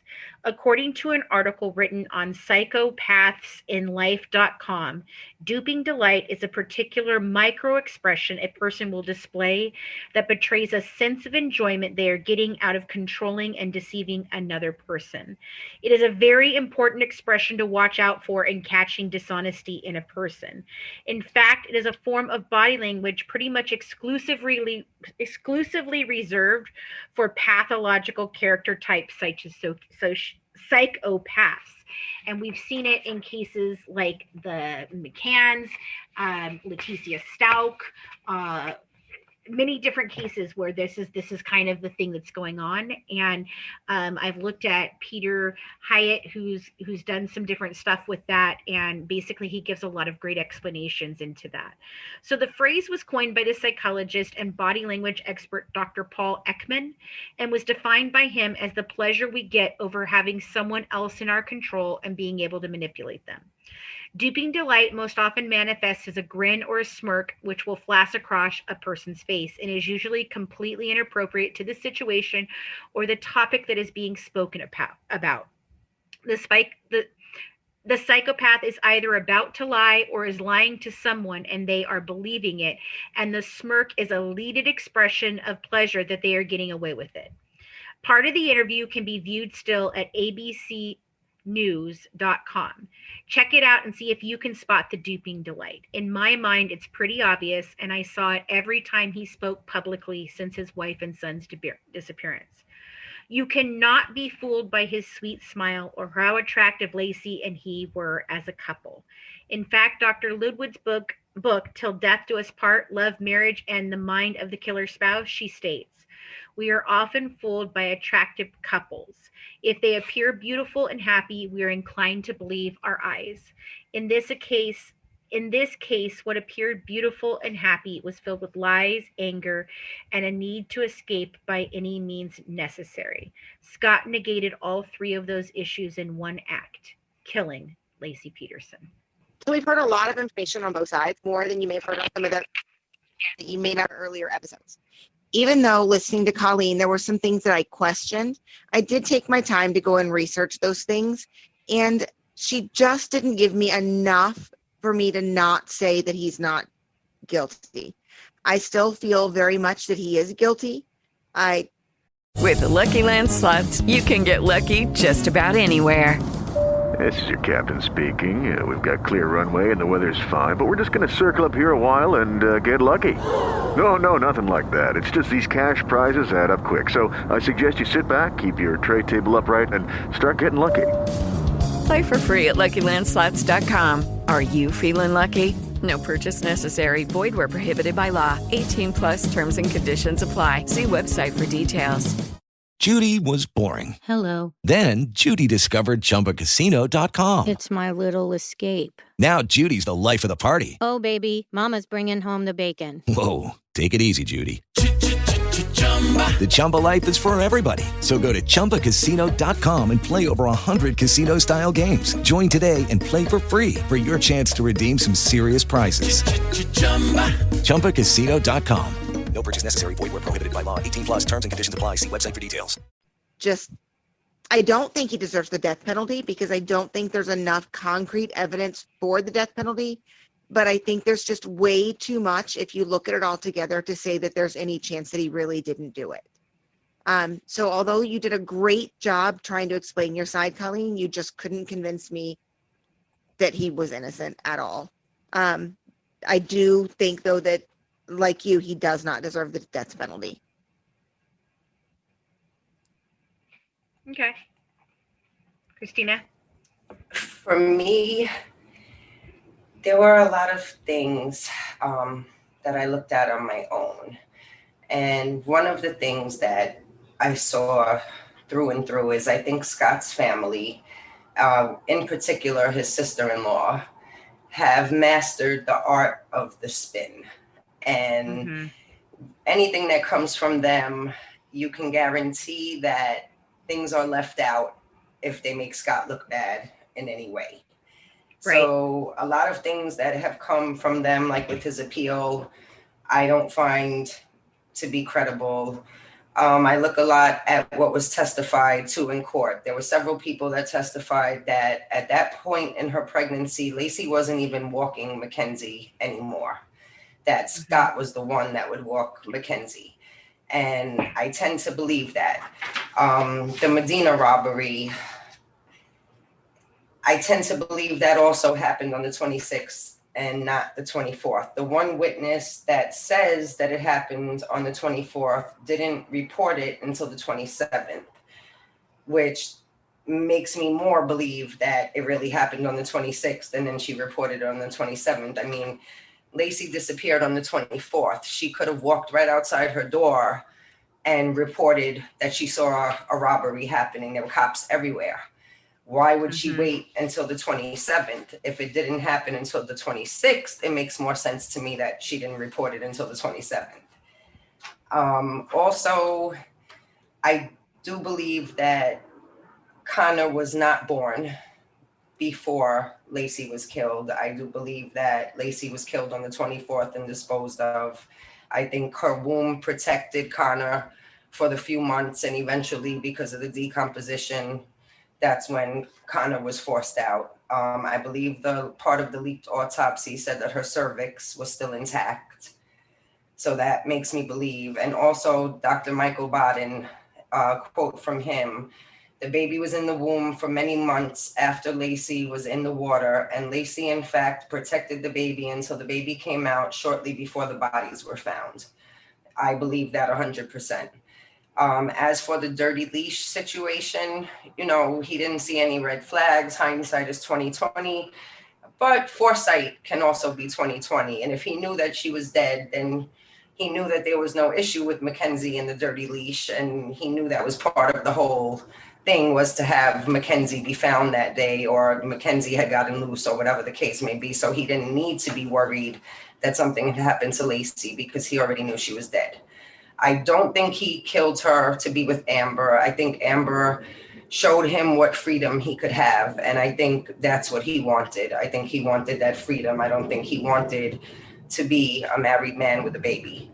So I still believe that he's guilty. However, with that being said, my view on the death penalty is changing more and more as we look at different cases and we dig deeper into different cases. So I don't think that he should have ever been on death row. I think for most cases, I think I'm pretty much against the death penalty at this point. In a lot of cases, I feel like these people don't deserve the escape that death gives you. So that's one of the big reasons. And then, I mean, we've seen a lot of cases where we have to question, and there's also been exonerations after the death penalty. So more and more I'm against the death penalty, I think. So, Colleen, you helped me along with that, but I do believe he's guilty still. So this is a question I have for all three of you.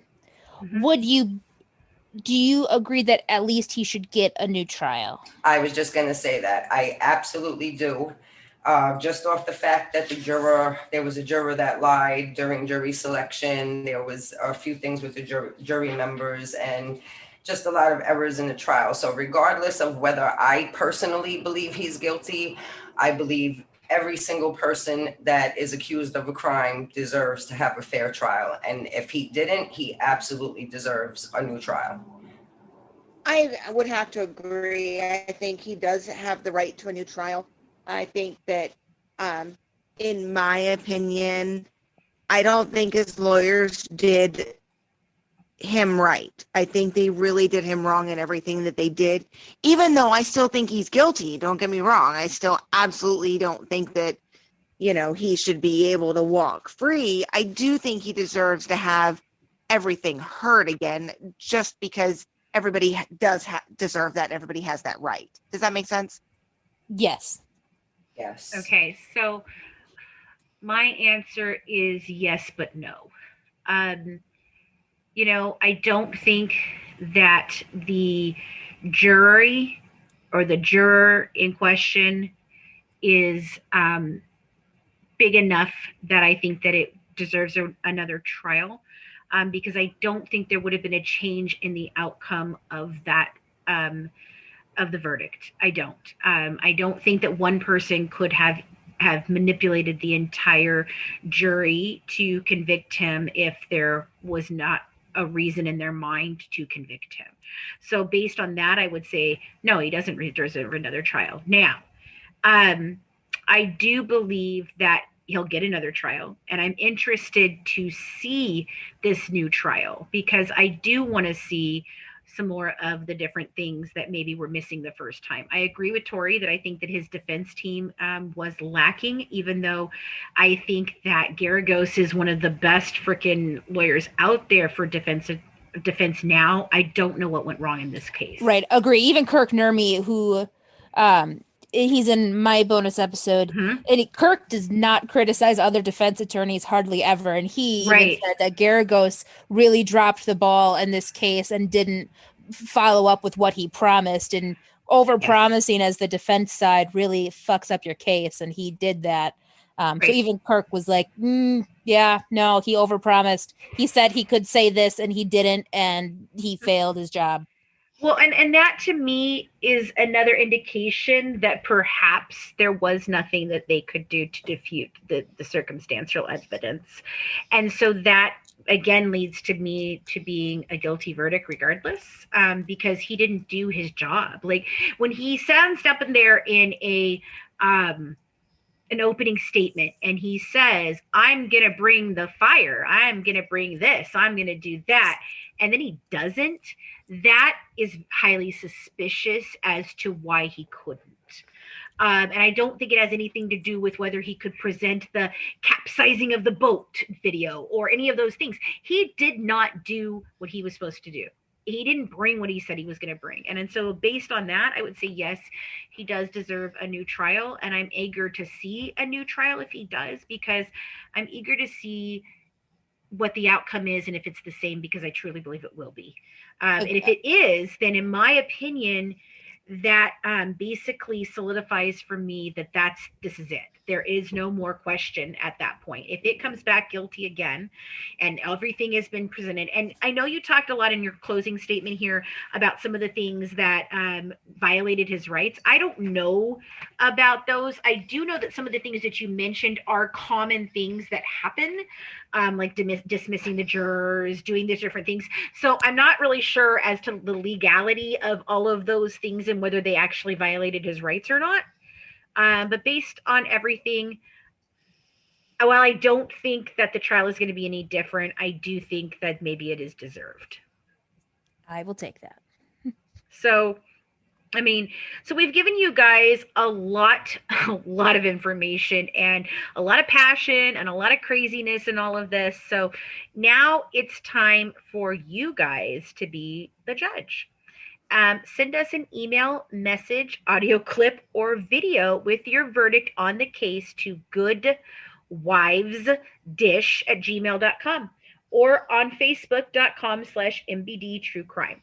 You just might be chosen as one of 2 winners that will receive a prize from the Good Wives, as well as be featured on the podcast and our social media pages. So be sure to enter. And thank you guys for sticking with us through all of this season. I know it's been a crazy year, and we've dealt with a lot of craziness, but we're glad to be wrapping up this 2nd season. And I'm going to tell you what, you're going to want to come back in January because we've got a jam-packed, wonderful 3rd season planned. Thanks so much for tuning in and dishing true crime with the Good Wives. Don't forget to join our Patreon member club to get the full recipe shared tonight, inside documents and pictures from the case, bonus mini podcast episodes, live YouTube discussion, and an exclusive invitation to our discussion group on Facebook, and get some amazing Good Wives merch. Follow us on Twitter and Instagram at True Crime Wives. And for more inside information, check us out on YouTube at Murder by Design, where we're currently talking about a few different true crime cases, from bullying murders to serial killers. We dish it all. Have a good one from the Good Wives, serving up true crime, one dish at a time.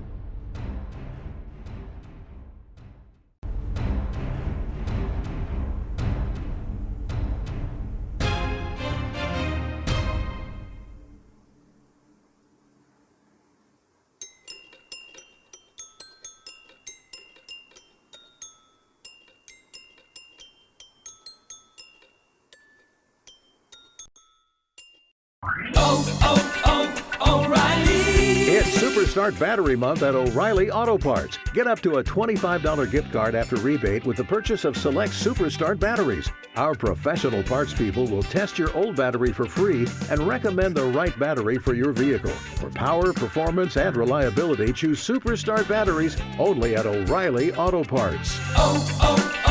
O'Reilly Auto Parts. Are you struggling to lose weight and keep it off? Tired of wasting time and money on starvation diets that lead to more frustration and stress? If there was a weight loss solution that could actually work for you, would you try it? Then head to Golo.com. I'm Steve. I lost 138 pounds in 9 months on Golo. I'm Amber. I've lost 128 pounds with Golo Taking Release. If you're ready to take back control of your life, head to Golo.com now and see how Golo can work for you. That's GOLO.com. My sleep is way better. My inflammation has gone way down. Golo saved my life. I was way overweight. That's what sent me down the path. I wanted to make sure and live for my kid. I have literally tried everything. I was on the verge of getting gastric bypass surgery, and I saw the Golo commercial, and it was the last thing I tried because it worked. Join over 2 million people who have found a better way to lose weight with Golo. Your healthier and happier life begins at Golo.com. That's GOLO.com. Again, GOLO.com.